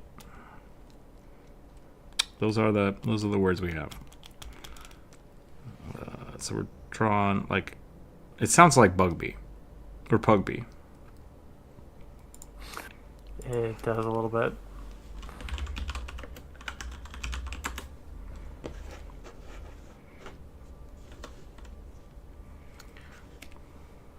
Having a weird one. Having a weird one today.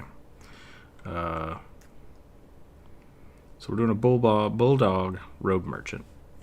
I'm just gonna draw Pugby real quick. Except with bulldog face, I guess.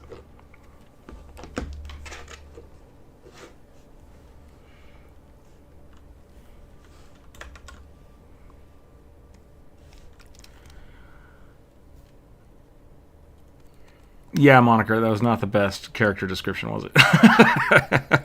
And I apologize for that. We're going to go with...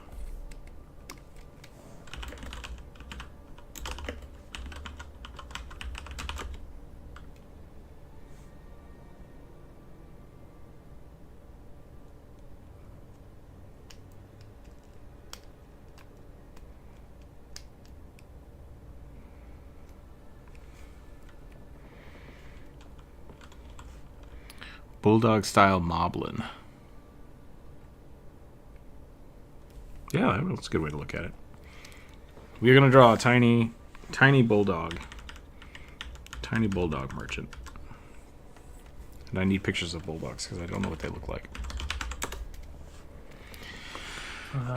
French bulldogs. Maybe a carbon fiber guitar? Are we still talking about the guitar as a weapon? Because, like, that's totally a thing. I mean, the battle lute exists in D&D already. Statted and everything. The weak point on a guitar is where the head or the neck attaches to the body. So if you want to whack someone with a guitar, you really just need to reinforce that because usually they're only held on by a tensioning pin. But you need that tensioning pin to not let it get warped, which is where lutes come in. And lutes often warped. There you go. Lilac French bulldog. No, thank you. Noom, add whatever the heck it is. It's some sort of health drink. I don't know what it is. Oh, that's a friend. I have the wrong bulldog pulled up. Those ears are huge. I love it. All right.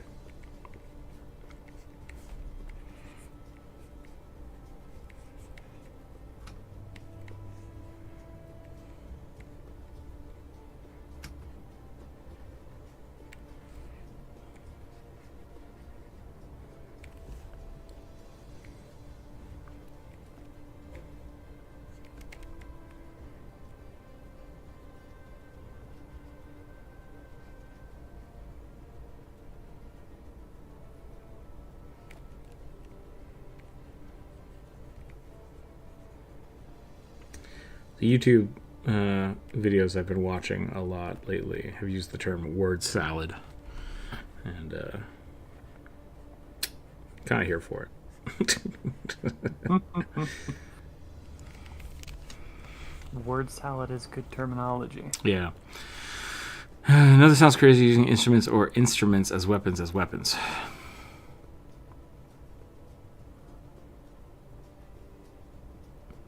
What? I mean, that was the argument I started with. Yeah. Yeah. That was the argument I was starting with. Lots of people, or lots of game companies have been making harp bows. Cough, cough, Final Fantasy. I'm not here for it. Let a harp be a harp. That's totally fine. Oh, yeah. They are moblins. Weird. Tactical combat violin. That's pretty good. I don't know what it would do, but I dig it.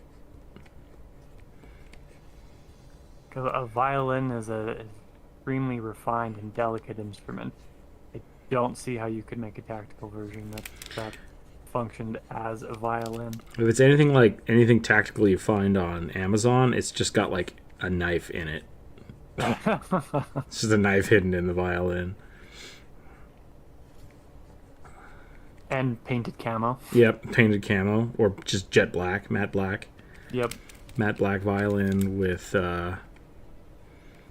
maybe like an MRE in it or something. Or it's got a fire starter in the handle. Mm-hmm. Mm-hmm. The case also holds 20 rounds of ammunition. Yeah, it's just got 223 in it for no reason. It says something like, "The government can't take my dog." John Wick is my Mozart. Some crap like that. The backside of it's painted like the American flag.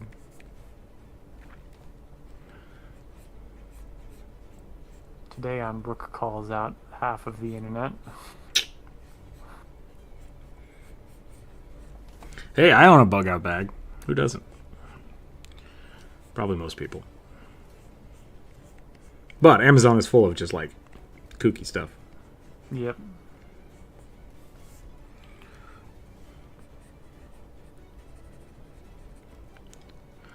Also, I was joking about the bug out bag thing, but if you don't have like a travel bag of like important shit that you should take with you when you travel, I highly recommend it. Yeah, it's a smart thing to have. Make sure you have road flares in your cars. And survival blankets, Snacks. water.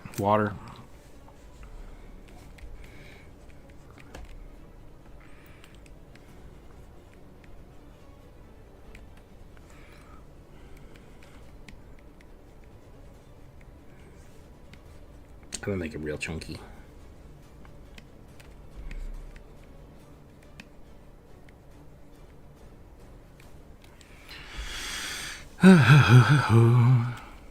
Stealth night vision flute. There's glow sticks in it. Rule of cool has returned to the world is healing. There you go. Yep. Technically, you don't even need an instrument as a bard. You only need to sing. That's actually a good point. You could, like, your violin could be just like a rocket launcher, but you make it look like you're playing it using magic. That's funny. Belt magazine. There you go. Also, bonus fishing rod. That's pretty funny, Oliver. I like that.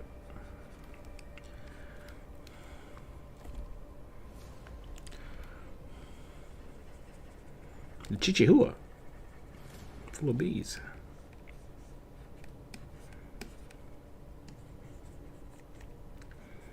Like maybe they're full of really big feelings. Or maybe because they eat lots of bees. Don't eat bees.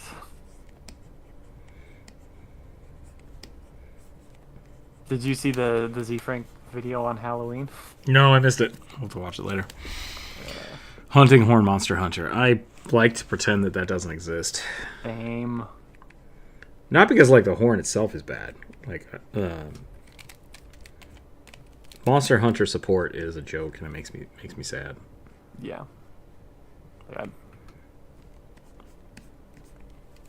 I played in marching band. I definitely got whacked in the head with, I mean, color guard pulls more than anything else. But I got mowed down by a sousaphone player once.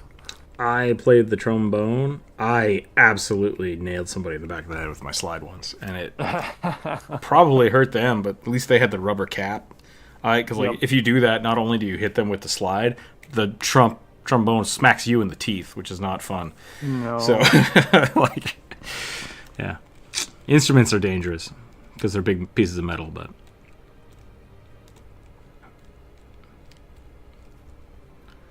Blowgun flute is pretty classic.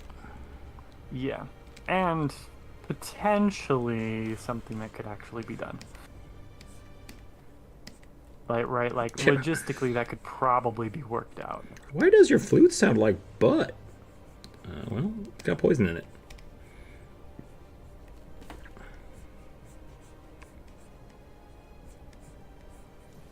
If I hit you with this dart, maybe it won't sound so much like butt anymore. Hold on, let me kill someone real quick. There we go. Now the music sounds good. Well, I was thinking you have an alternate dart with drugs on it to make people. Oh, hallucinate. Gotcha. Or like a, what's it called? Is MDMA the party drug? I don't actually know. Can't remember. Which one's the one they take at raves? I assume.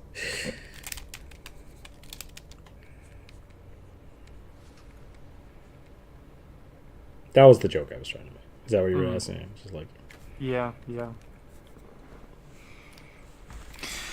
as soon as something big, heavy metal's moving parts becomes slightly dangerous. Yeah.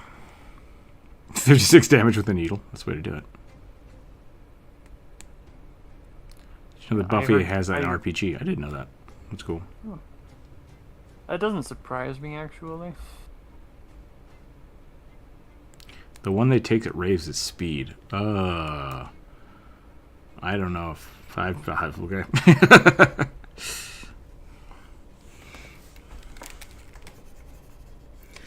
I thought it changed every couple of years, and I just never was going to keep up on it because I was never interested in having an experience like that anyway.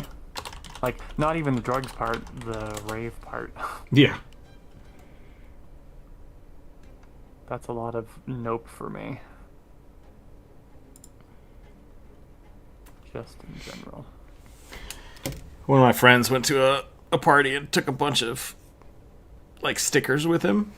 Mm-hmm. He dressed up and took the stickers with him. And it was a big like festival, and he was handing out the stickers and dancing with people. And the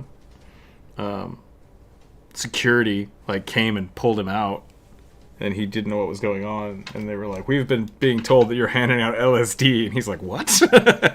And so someone thought that what he was handing out was like little stickers of acid. But it was stickers that I made, and I was like, nope, that's not what that was. And as soon as they saw it, they were like, oh yeah, no, you're good, and they let him go. But I just thought that was pretty funny.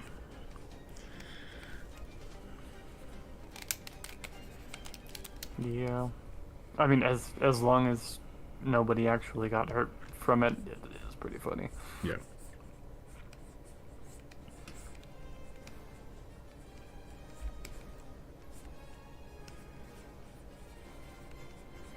Give him a little bolo tie here. I went to a rave sober once, had a video on loop of a clown taking the top of his head off. All right. I ought to be young and stupid again.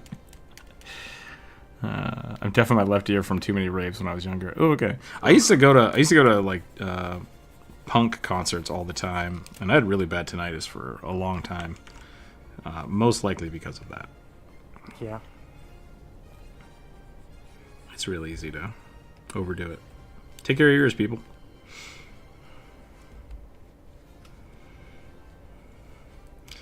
I didn't do drugs when I was at punk shows. I just moshed real hard and got beat up. My drug is pain. Or adrenaline. Yeah, I went home from those places always bleeding. It was not a good time. I mean, it was. I had fun, but like looking back on it, it's like, man, that was really stupid. Never understood why my mom was so worried. Now it's like, I kind of get it. I kind of get it now. I do not think you and I would have been friends in high school. Oh no, high school me was a piece of shit. Like, I wouldn't have been friends with me in high school. I'm not really sure how my friends dealt with it as they did.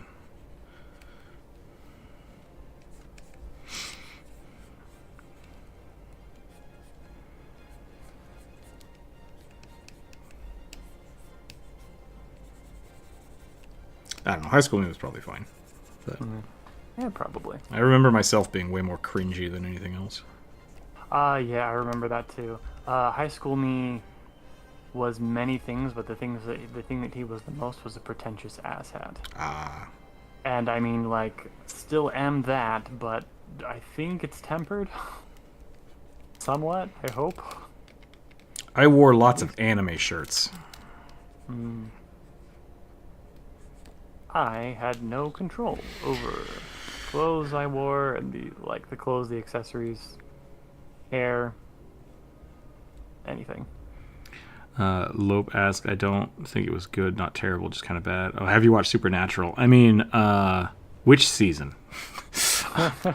I stopped watching 15 years ago when it was like season 7.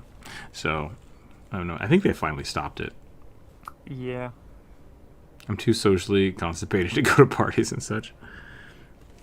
Yeah, in high school I did not. I didn't do parties. I tried to party when I was in college, and it just wasn't for me. I didn't like it.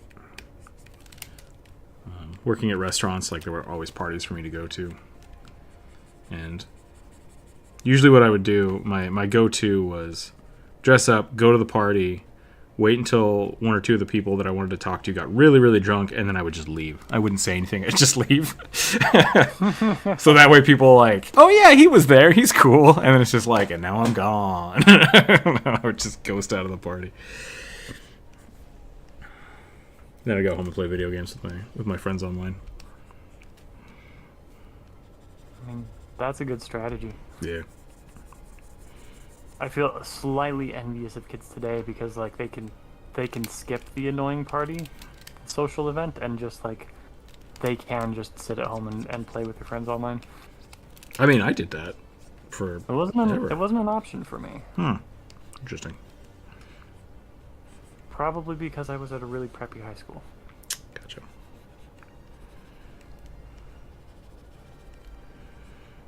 Yeah, my options in high school were play Halo or do drugs. And I was like, go ahead and go play Halo.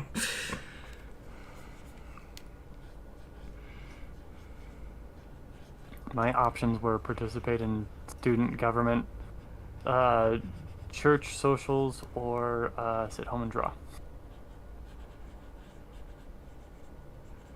Okay, there is my my pug shopkeep. I'm gonna give him a giant money necklace because I think they're funny.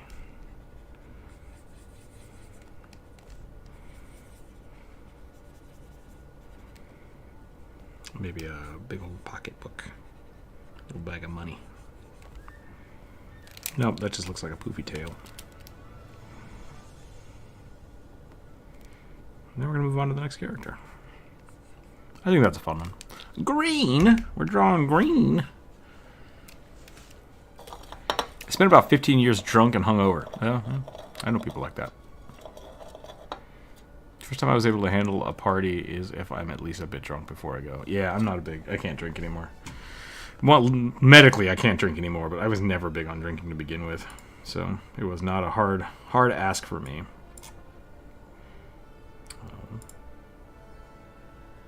But for some people it is. Yeah. I have a rule in my life that if I can't hang out with somebody, or at least this was in college, if I don't want to hang out with somebody without being drunk, I don't want to hang out with that person, period. It's just like, it's like if you or I have to be drunk to hang out, let's not hang out. Let's just avoid it. That's really smart. That's actually extremely intelligent. That's a good rule. And that took me a lot of learning from working in restaurants again. It's just being like, the only time we hang out is when we go to the bar after work. I don't want to hang out with you anymore. I'm just going to skip the bar and save the money. What was I doing? Oh, rolling dice. Roll some dice. Roll some dice. 9. Please draw my male half satyr, half minotaur swashbuckler rogue. Male satyr. Isn't that just... Maybe a minotaur with satyr horns? Satyr, like a goat face? Satyr were cow? Yeah, or... Yeah. I'm either drawing just a cow. Just a straight up cow. Or it's got the head of a bull and the body of a goat.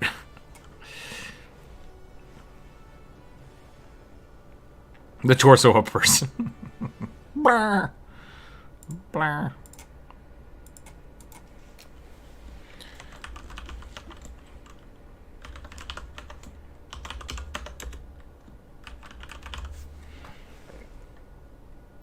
I think I'm about done with this. Okay. I think I'm going to draw a goatatar. I don't know what goats look like. Idiots, that's what they look like. Natural one. Natural one. A female black tabaxi soul knife rogue with 2 tails. Okay, another tabaxi. Yeah, that's weird. They're drawing cat people. Delete row. That's fine. Oh man, goats do look stupid.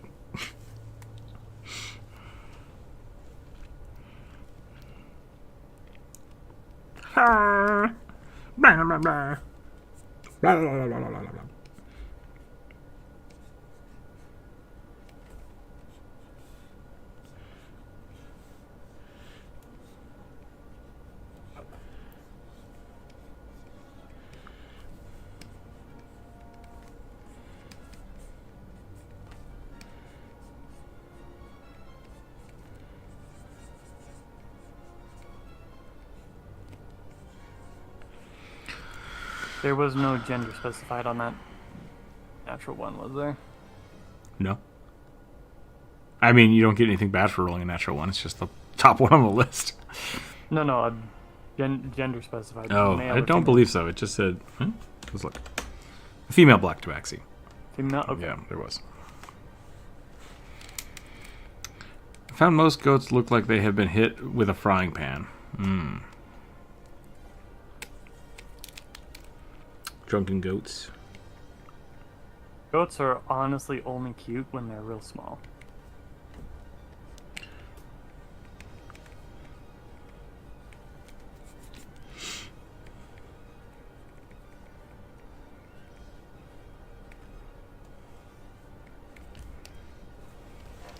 It is me, goat.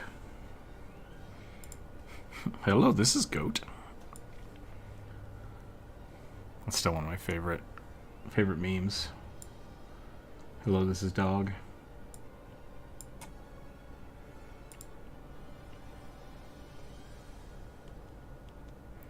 Goat Idol Sagers is the only way.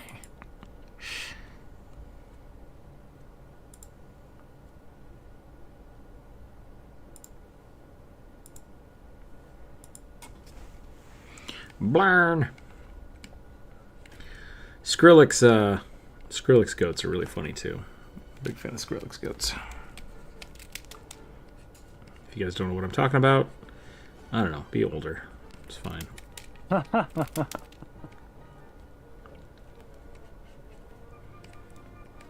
Is Skrillex still relevant in the music scene? I don't know anymore. I have no idea. I didn't understand what Skrillex was when it was a thing.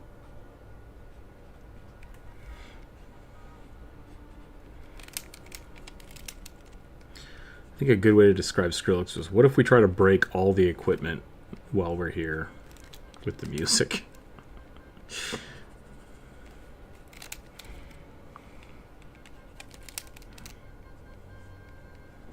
Bangarang is still pretty good.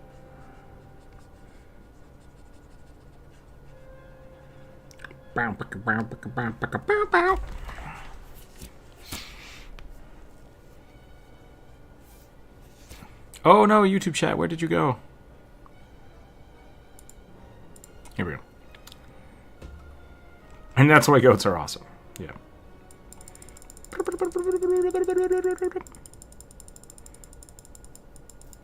What sci-fi fantasy RPG that is sci-fi and fantasy setting? Starfinder? Starfinder, what's the other one? There's a modern one that I can't remember the name of. Darkness? World of Darkness? That one can be sci-fi, I think. I mean, there is just a straight up Star Wars. Star Wars is, yeah, it's a weird genre. It's kind of space westerny, but sci-fi space westerny. In comparison to like Firefly, which is technically sci-fi, but it's really way more westerny than sci-fi. Also related to Buffy. Because everything in the Weed universe is the same. Yep. Bri, hello, welcome in. Welcome to the chat. We're drawing some cat people and goat boys.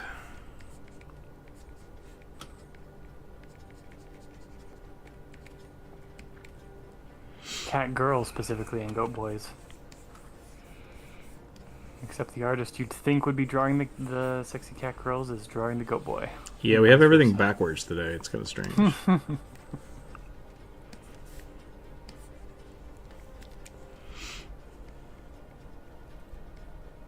Blurn.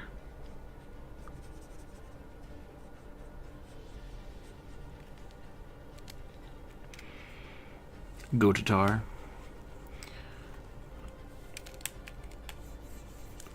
By the time Angel was the thing, I stopped watching.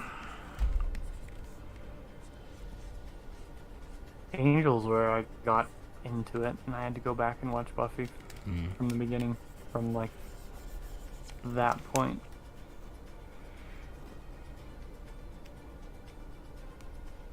BRI space scene brick. That's pretty funny.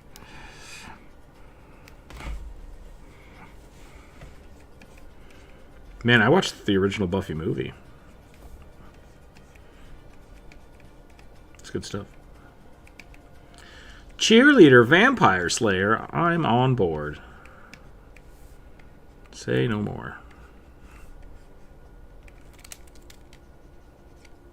I had siblings that wanted to watch it, but I was not allowed to participate.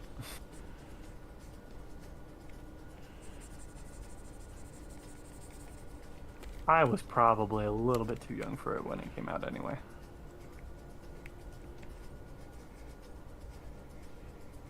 God, when did that come out?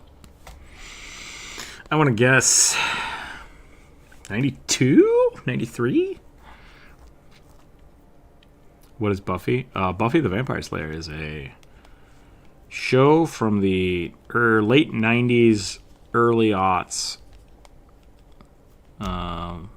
Yeah, about a cheerleader who slays vampires. It's great. Yeah. Will is the witch. The original Yeah. movie is July 31st, 1992. 92? Okay. Goat Boy, so many jokes I'm not going to make. Yeah, Willow was great. What is her name? Trying to remember the actress's name. I can never remember. They're all famous now. Allison Hannigan, here we go. Yep.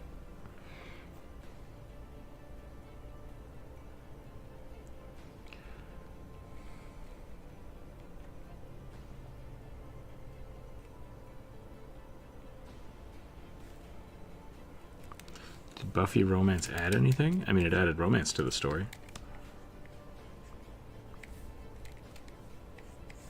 I mean, really, it was like a sitcom in the 90s type thing. So that is just what it is. Yeah. It's not really. It was not a thing anybody was supposed to take seriously. Yeah. Had some decent writing. Mm-hmm. But like most sitcoms, it also had some real stinkers of episodes. They had a whole episode that was a musical. That was my least favorite one.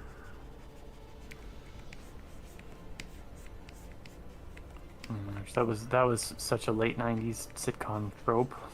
Yeah. I remember when seeing it, Sabrina the Teenage Witch did that as well. Yeah.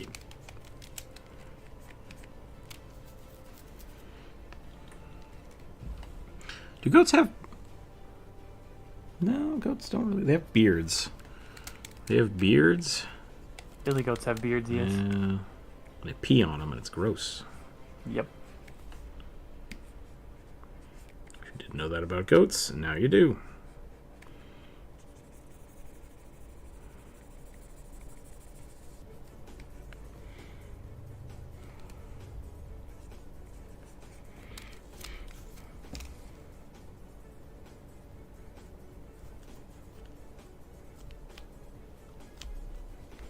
Like Buffy had more revolutionary shows. I mean, it was definitely good. Like for that that time frame. Yeah.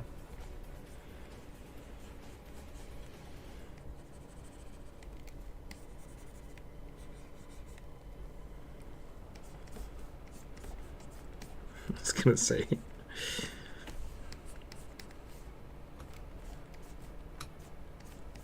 Giles is great. I could have gotten rid of Xander and it would have been fine. Yeah, I think- Xander did not add anything in my opinion. I think they did 2 magical episodes, musical episodes. Oh, I don't really remember one, so maybe not. Maybe I'm wrong.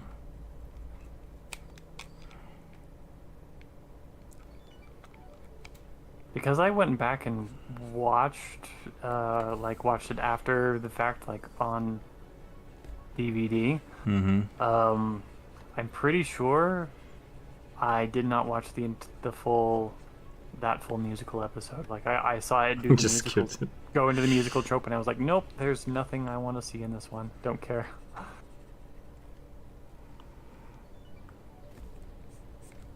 Don't far as I could tell, I didn't miss anything by doing that. Witches.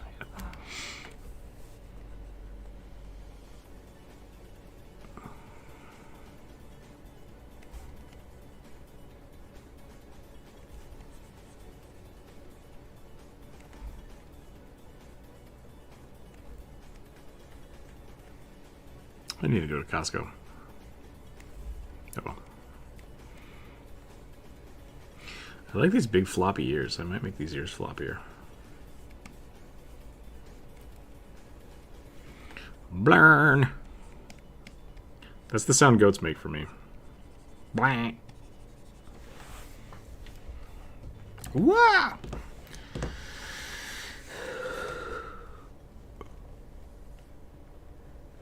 Can be an evil witch. I'll pretty much watch anything.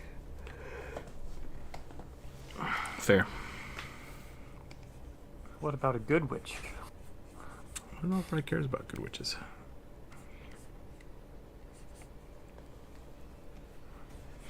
I feel like I liked. We were talking about the Sam and Dean show that I've forgotten the name of already. Supernatural? Yeah, Supernatural started real good and then got weird. And then Grimm started off the way Supernatural did. And I'm like, hell yeah. Demon hunter fighting witches. And then turned into Supernatural. And I was like, dang it. Not again. Is that Zoltan? Why do we have Zoltan pictures in the chat? Get out of here.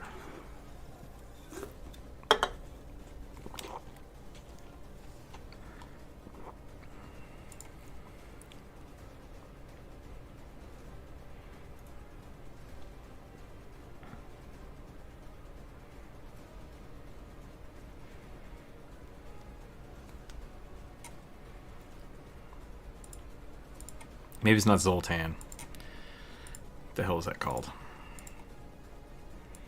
Maybe it was Zoltan. Zardoz? Okay.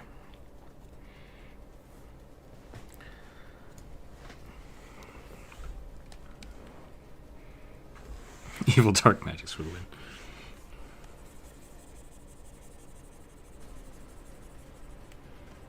Yeah, I don't know. I don't know which would be better.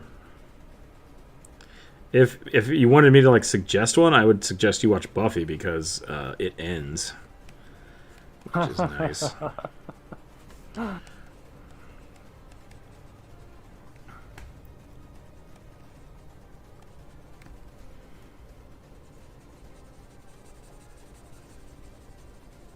The only thing I know about Supernatural is what I've heard from Karina of Drawfee fame ranting about it. Here's my suggestion. If you really want to try to get into Supernatural, watch until... oh no. Can't remember which is which. Watch until one of them dies, and then just stop watching. Pretend that the series just ends. And that's fine. I'm back. Phone died, and I did not want to load the stream. Gotcha. Could the brothers in Supernatural defeat Buffy and her companions? Probably not. Supernatural boys have some plot armor, whereas the Buffy group has some actual supernatural power. Sam and Dean are supposed to be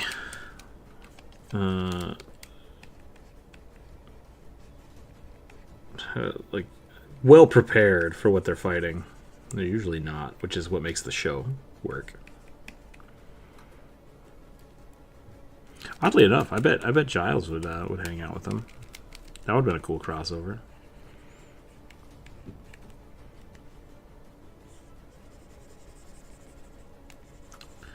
I don't know what else to do with this besides the fact that it's just a go-to-tar. Anybody have suggestions? Could just give him a big old axe. You never watched Supernatural? Yeah, it wasn't bad. It wasn't bad. It started as a kind of the same premise as the Buffy show of just like monster of the week kind of thing, and then it turned into a CW show. What's sexier than two brothers driving around the country in a car? It's like, hold on a minute.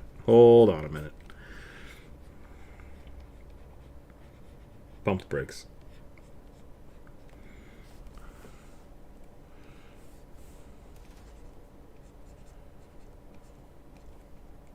All I know is that one of the brothers has a para-homosexual relationship with an angel, and then when the angel finally admits that he actually loves one of the brothers, the angel goes to super hell.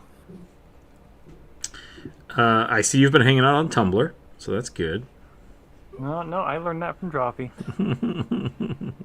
That's not how I would have interpreted the ending of it, but I only got it secondhand, so I can't really argue with you. Having also gotten it secondhand, I'm not actually going to argue. I'm just saying that is what I have been told. That's not what I was told, so that's all I have. But people are mad about it, and I don't care. Kind of funny to me. Yeah, I don't care. But that sentence that you just said, that's what happens in like that's that show for the last 15 seasons. Is just, I'm gonna call it Tumblr bait. Fair. What crazy dramatic thing can we have happen that's gonna make the fans angry and keep watching? It's like, just stop whatever you're doing. Please go back to writing real stories.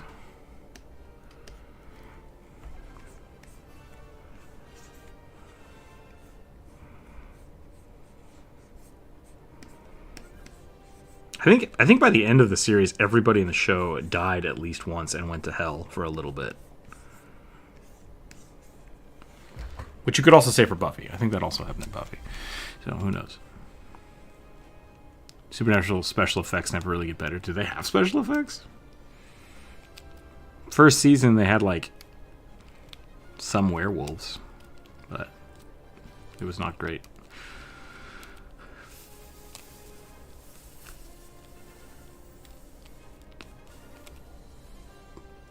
They die and come back more than superheroes? Yeah. The Librarians was cool too. I don't know if I ever watched The Librarians. I watched a little bit of that.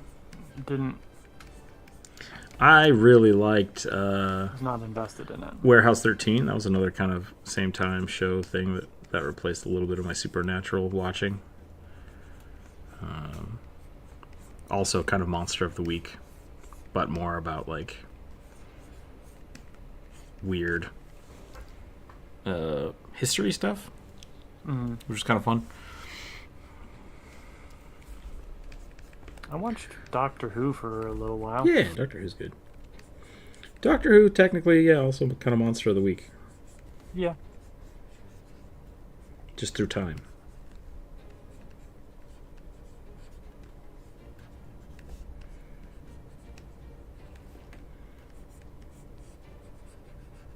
I went back and tried to watch some of like the old original Doctor Who, and it's very Twilight Zone. Yeah. With a fair amount of Jarring British weirdness. British superialism, authoritarian weirdness. I mean, who better to save the world than a Time Lord? I mean, sorry, I fucked that joke up. I was gonna say an old white British man, but then change it to Time Lord, but I just jumped right to Time Lord. So that's my bad.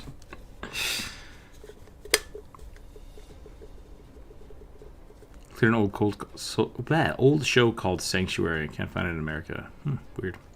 Don't know what that is. I don't think you would think Supernatural would still exist in 2020. Yeah, that's what I'm saying. Like, it started okay and then got weird and weirder and weirder. I tried getting into Doctor Who, was a little intimidated, wondering where exactly to start. I would start with the new one with Eccleston, which is still, 12 years old, 15 years old at this point. Yeah. But like that was when they revamped the series. I think that's a good place to start because that's where all of the new timelines. Like if you start watching right now, I don't know if the new Doctor Who will still reference those. I think it does. I think it still references those. So A little bit, yeah. It tries to. Tenet is Sometimes it great. feels like, sometimes it feels like Doctor Who looked at like the stink that Zelda people have made about the series needing a cohesive timeline, and we're like, well, gotta make sure that everything fits, and then made some really convoluted choices in order to fit everything together. But like, it does actually seem at least like they care about continuity. Is that something that is that a personal thing that you feel? Yeah, that is a personal thing that I feel. Not About the Zelda universe, I'm guessing. So like, about the Zelda universe. yeah. I like the way the Zelda universe is kind of put together. I like the way it's put together now. I feel like, I don't know, maybe it's just because of the types of conversations that I was seeing about arguments about Zelda timelines before Breath of the Wild was released. Oh, Breath of the Wild is the worst, in my opinion. I mean, no, I love that game.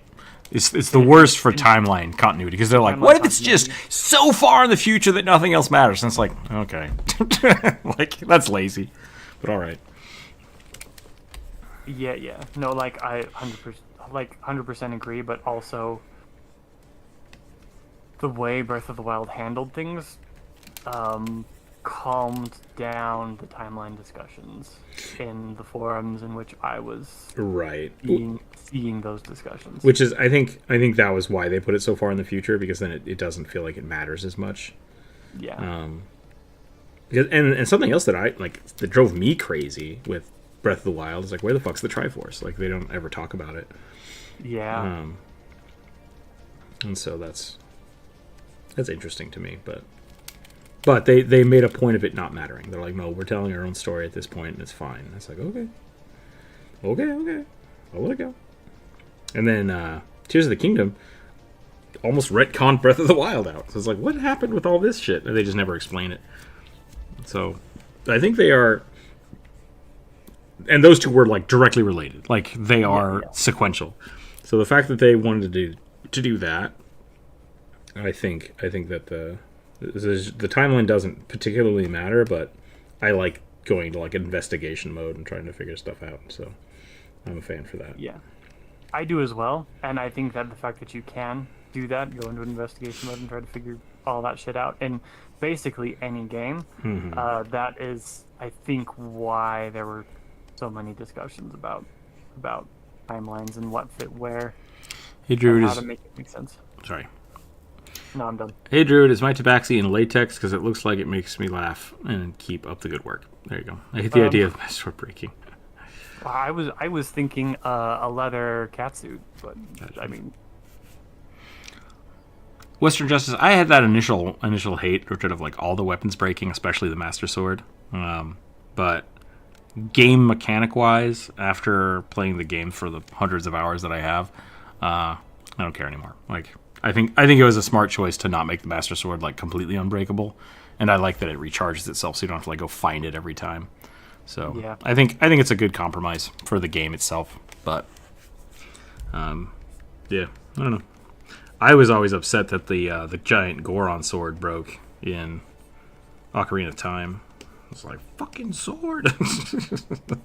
You'd pull it out and tink it on a rock, and then just like, no, go repair it. Yeah, you could get an unbreakable version though. It just takes a little bit more money and resources and time. Yeah.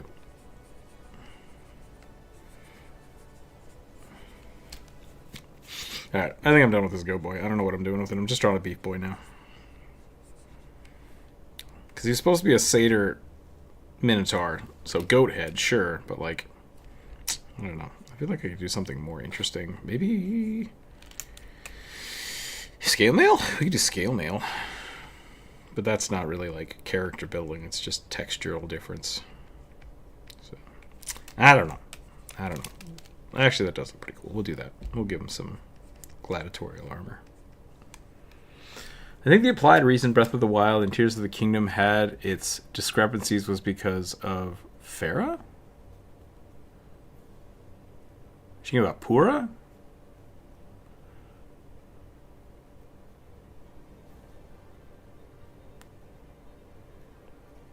Cute lady in glasses changed everything related to it. I'm not sure if that's a dig or a jape. There's a new Hunger Games special feature. I don't know what that means either. I feel like we're losing the plot. I'm going to draw a new thing, and then we're probably going to go on. Sounds good. Chat is slowly escaping me. 4. Horned Troll Street Samurai with Mohawk. And an arm replaced with a flamethrower. Is a Street Samurai? That's cyberpunk, right? But a horned troll.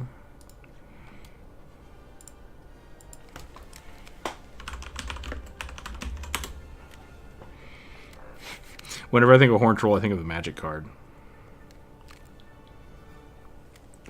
Which is pretty great. We're doing this one in red.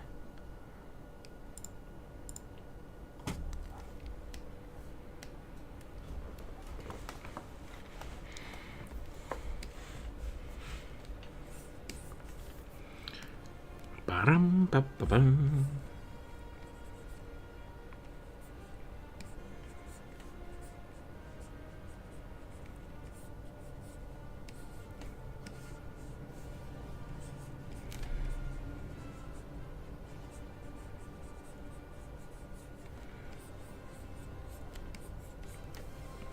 I want more space.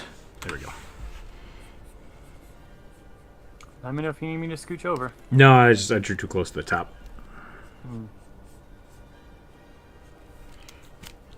I used to be really good about making my drawings fit page. Because, I mean, like, I did traditional media, right? So you had to be. I have fallen out of practice, unfortunately. Bummer. I've always wanted to get to the point where I could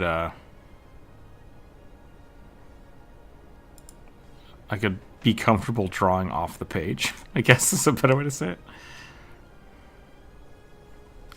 But I always feel like I need to draw the characters. Yeah. I feel like getting comfortable drawing off the page is really easy to do with landscape, Yeah. but really, really hard to do with characters. It's like if you're drawing something like a character and then you get to the legs and it kind of goes off the page, it's just like, oh, but I wanted to draw the legs. And so you kind of have to plan that stuff beforehand. Uh-oh, I need to check something. I have people coming into town today, and I think they might be getting here soon, so I need to double check that.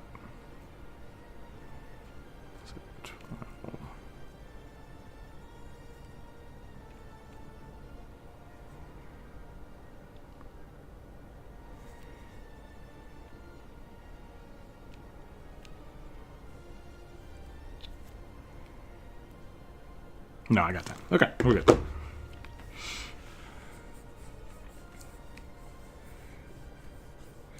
Street Samurai with a flamethrower arm, huh? What are some distinguishing safe. features? I mean, fun. That's the thing with Cyberpunk that always kind of drives me crazy. Is like, I have to assume that like all of the edge runners, they're essentially criminals, right? Like you couldn't just walk around with, oh yeah, my arm is a bazooka. Like, wouldn't that just get you arrested all the time? Like, kind of like so. GTA style when you're just walking around holding an AK and then the cops are like, hey, like, oh, gotta go. So I don't know. I haven't played a lot of Cyberpunk, so if people have had that experience, please let me know. Sir, you're not allowed to have. Yeah, you're not allowed to have a chainsaw arm. Please get that registered.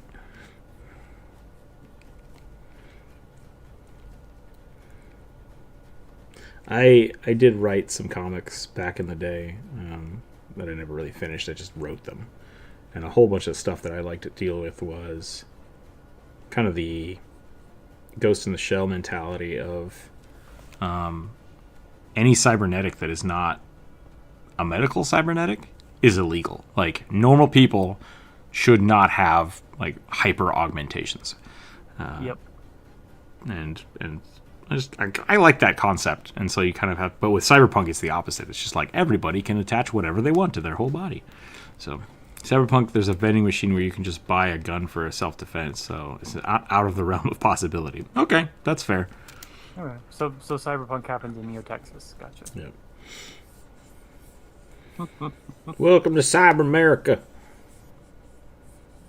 Do you want to join the Cyber Ninjas? Sorry. I was not expecting a Cyber Ninjas reference. Those poor people. 3 years later. Seriously. It's like, hello, did you mean to make yourself a laughingstock, or did you actually intend to be a functioning company in 10 years? Yeah. Poor people. I feel like that could be... This is the only political talk I'm going to start with today, but I feel like what I just said could be the tagline for most political affiliated things in the last 10 years or 5 years. Is just like, are you making a joke, or are you intending to not exist in 5 years as a company? Like, or are you attempting to commit fraud? Yeah.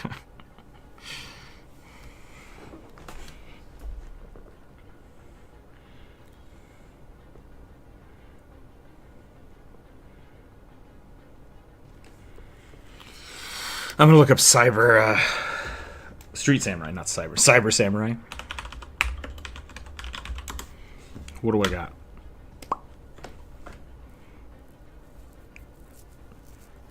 Does that just mean they use melee? Is that the kick? Because I see a lot of just dudes with coats holding swords. Oh, that one's really cool. Curse you, Tumblr. Finding cool shit. Ba ba ba da ba ba ba ba da.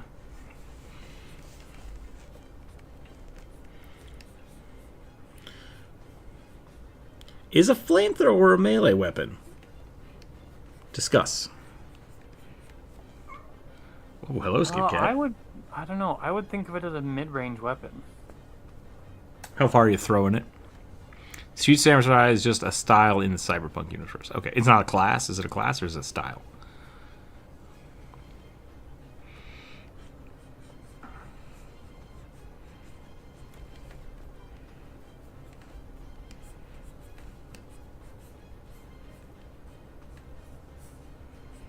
It's getting cold in here, I just realized. I guess it still says it's 69 degrees. Nice. But, why does it feel so chilly? Probably because it's wet. That's probably what it is, Skip Cat. Robin or Samurai are essentially playing a fighter with a melee proficiency. So, so that's my question. Like, if it's a melee-based class... Yes and yes, okay. Would the flamethrower be counted as a melee weapon? Like, do you punch somebody with a fire hand, or is this just a gun? Like, is this thing just patooing? Also, if this is a cyberpunk character, I gotta give him a big poofy coat. Even though I want to draw beefy troll bodies. Hello, Skip Cat. Yes, hello. You can't just walk on my stuff. What are you doing?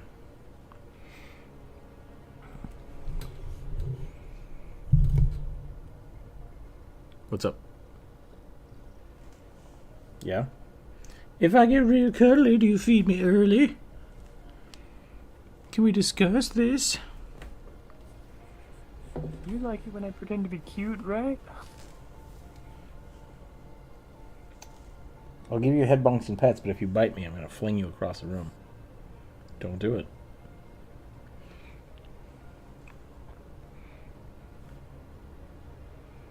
He's thinking about it. He's like, do I sit here and be cute, or do I bite him? Must elicit reaction. One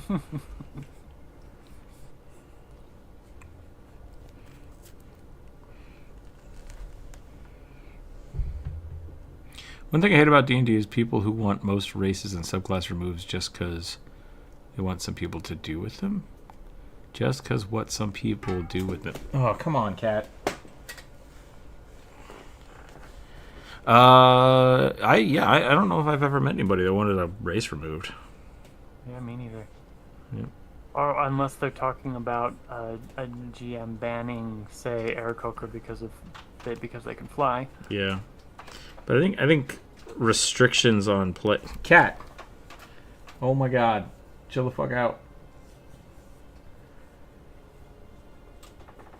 He's just walking all over the desks now, like stepping on keyboards and knocking shit off. You need to chill out. You get fed in 20 minutes. You have to wait 20 minutes, cat.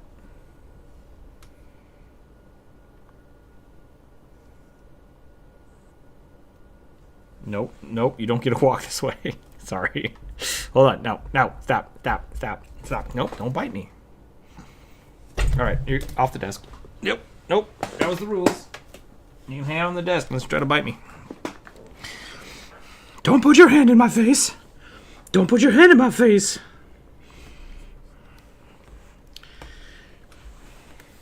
Oh, you're a butt. Anyways, what were we talking about? Sorry. Somebody left a almost illegible comment about not appreciating certain races being banned. Ah, yeah. Yeah, I think DMs having restrictions for a specific game, like, that's, you have to respect that. That's fine.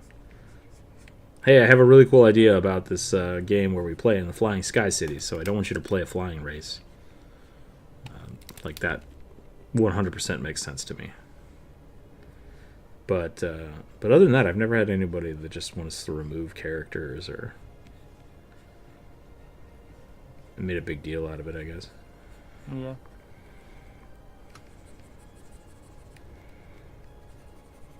I've had GMs say no drow. Interesting. In a first edition Pathfinder game. Why is that? Because they were really brokenly OP. I mean, they're a little OP. I can see that. They've got what, like 23, 24? 24, I think, yeah. Racial points, as opposed to most being around 10. Yeah. They get a lot of magic, a lot of base magic, which is great. Yeah. And it was supposed to be, like, it made sense for the setting because, one, we were going to be entirely overworld. There was, like, going to be no Underdark interaction at all, and it was supposed to be a slightly lower fantasy campaign. Interesting. See, that would have made me make it okay, because, like, something I'll do, like, when people want to play Drow, I mean, sunlight sensitivity is huge. And they're like, well, I have a hat. It's like, it's fine, but like we'll deal with it when we get to it, as well as like people just not liking the Drow. If you're pulling the Drow verbatim where they are what they are, like there's going to be a heavy stigma of people not liking them in the world. So Yeah. Drow have best lore though. I mean, they're really well fleshed out. Fleshed out. I think it's fleshed out. Because so many of the books talked about them. Because they're inherently evil in a lot of the books, and then that's what the books are about, is like dealing with that concept of, especially Dritz. Dritz is great. Yeah. I don't want to be evil. Too bad. It's your nature. I'm like, fuck you, I do what I want.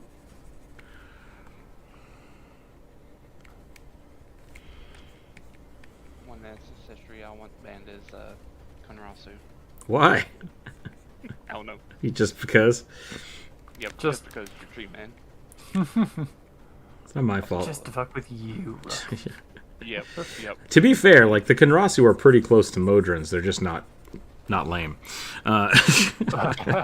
Ooh, so I could definitely see the kind of lawful neutral characters being rough around the edges for people. I don't like law, dude. Anarchy. I'm an anarchist. That's fair. Welcome in, Corvus, by the way. Hi. Isn't it evil to rebel to evil because evil tells you you're supposed to be evil? Go watch Rick and Morty and make your own decisions. That's what I'll say. More races need more lore. Yeah, that's fair too. Agreed. Conroth and Galoma. And Galoma. Yeah. 100%. If we're talking second edition Pathfinder stuff, like more races also need more heritage Feats. feats. Yeah, heritage feats. I think part of that is like no matter what you pick, there's still a huge list of things that that you can take that aren't specific to you. Yeah. And they just get kind of washed out. It's like, oh, I'm going to be a courier. It's like, all right, that's lame. I want more plant-based things, please. So I'm on the fence. Like I think that more content is always better in my mind. I don't care how muddy it gets. Like, more content is better. There's still plenty to play with. I'm not gonna not play with it because I feel like there's not enough options. I just always wish there was more. I was gonna make this a big flamethrower. I think I'm gonna make it like a fire fist. I think that's what I'm gonna do. Doomfist style, just overly large, very metal. Cat, what are you doing now? I heard a bang from the other room.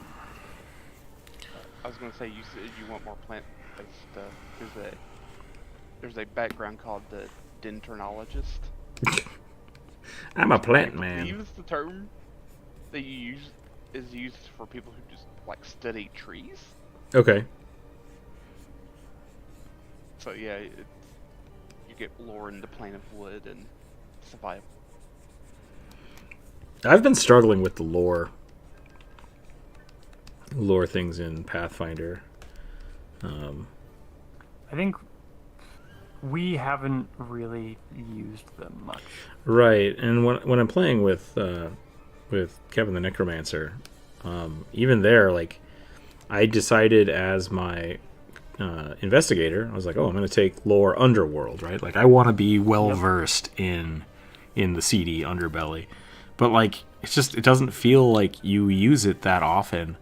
Because I want to recall knowledge on the orcs we're fighting. I'm like, would that be relevant? Probably not. Like, and so it feels it's almost too specific. But Yeah. Oh yeah. but a lot of the skills you get, make it super specific, and so it's like this doesn't feel useful. It's like functionally useful. So I don't want to put points in it. And it's like, Like gardening lore. yeah. Or theater lore. I'm like, well, no one's gonna ever be like asking you to roll for theater lore. Yeah. Here's the older editions. Go ahead.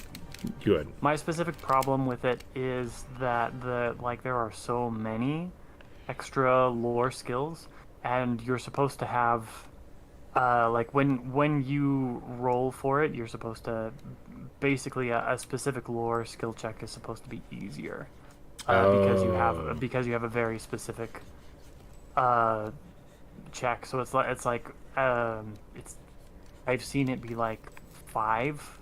The DC is like 5 Interesting. lower. Okay. The problem is specifically that there are so many different types of specific lore that I, as the GM, have no hope of ever being able to keep track of them all. So, like, when I'm making a recall knowledge skill check, I try to be as inclusive as possible, but I know that I can't cover it all.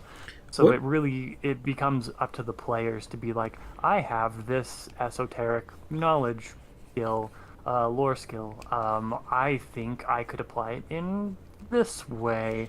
Will you allow me to roll for that? And then the DM should give specific lore. And in Corvus's example of the theater lore, I would treat it as because they would be performing in theaters. I would immediately connect it to bards, bards tell the stories of adventurers and heroes. So I would allow arguments for, have I ever heard a legend or performed in theater, a legend that includes maybe information about this monster or this greater demon or this character from legend. Okay, is recall knowledge supposed to be a specific role that's not based on a knowledge skill? 'Cause I thought you could pick anything, but no, yeah, you can pick pretty much anything, and Okay. that's why when I will do a recall knowledge check, I'll be like, for this creature, I'll allow Arcana or Nature or something else. Give me an argument if you've got something that you think fits.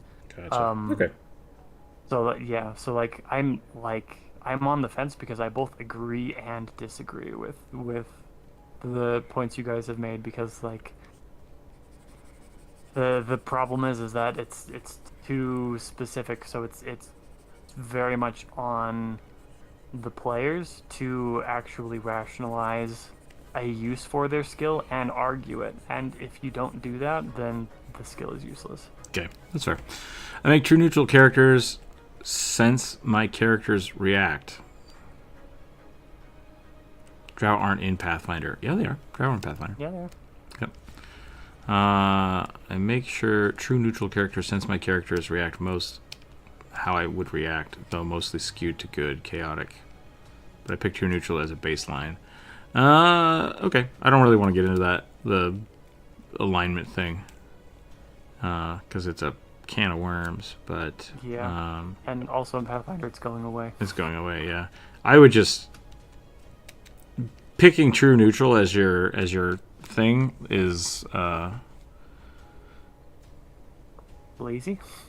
no. I think essentially when you start playing your character, you need to tell your DM like your intent. I want to play as a blank, like a chaotic good, lawful evil character, and then you stop worrying about it. You play the character the way you want to play, and the DM needs to worry about it. So saying you're starting your character with true neutral characters, it's like that. I don't know. You're only true neutral because you haven't played the game yet. Yeah. And then, yeah. So don't worry about it. Is what I'm trying to get at. It's like if you say you start but then you lean, it's like then you're not that thing. Like it's just not how. This shouldn't be how that works. Yeah. I don't think. I think that I agree with you, and also I think that like actions have consequences. using the alignment chart is only useful at the very beginning of creating your character. Yeah. Even when you do like tell your GM, my character is going to be chaotic neutral alignment. Like, let's see if that's true. Yeah. You really should be like telling your GM ahead of time, this is also how I am interpreting that. Like the more information you can give your GM, the better prepared they're going to be, the more likely you're going to be happy with the character with the interactions you have. Players, yeah, unless it's mechanically viable, the players just shouldn't worry about it. Yeah, agree. I don't know what I'm doing anymore. I'm kind of lost. Use it as an outline, figure out your shit, and then forget about it and just play your character. Yep. I think my brain is just totally scrambled at this point. It is 2:00 here. Okay, so fortunately, I don't know what else to do with this troll. I'm glad I drew a troll in a way that I think is interesting, and not just like a Warcraft troll. Mm-hmm. But I've given him like a Kamehameha hands instead of a flamethrower.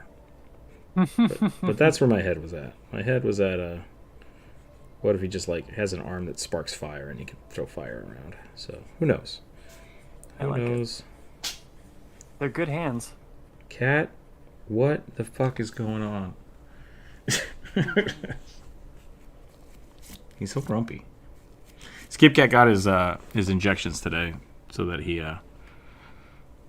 can. Doesn't have arthritis. Yeah, so his hips will feel better, but he's still in old man grouchy mode. So, are Drow in Pathfinder 2nd Edition? I think so. It's they're not player ancestries, but Yeah. they are like there are stat blocks for them in second edition. You can do a dark elf, I believe, as part of a heritage, but it's not drow specific for player characters. So yes, you can build a drow, but you gotta actually put in the work to build it. Yeah. Because pushing up my non-existent classes, drow and pathfinder. So there were like groups of elves that lived underground that were not drow. It's just when they became evil and started worshipping demons and doing flesh warpy stuff, they turned into drow. And so like you have like Underdark elves who are just normal looking elves that are probably just more pasty. The pale elves. And then you got drow.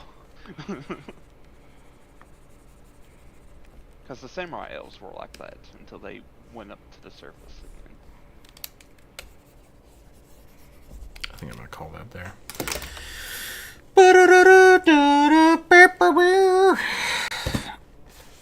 Well, we got some drawing done today, which is good. If your stuff didn't get drawn, I apologize for that. But we'll be back next week for Wednesday. We'll draw some more stuff. I'll put up another post next Monday. I was going to try to get a whole bunch of stuff out this week, and it didn't happen. So hopefully we'll get some of that stuff done next week. I have some short contents I want to get out, as well as hopefully a new Why You Should Play video, which is almost done. It's not quite done yet. So that might come out on Monday. I'm not going to get it done this weekend because I have company, but we'll find out. We'll see what happens. So, hate, double hate. I love it. That's all I got. That's all I got today. Thanks. Felt tears. No. Yeah.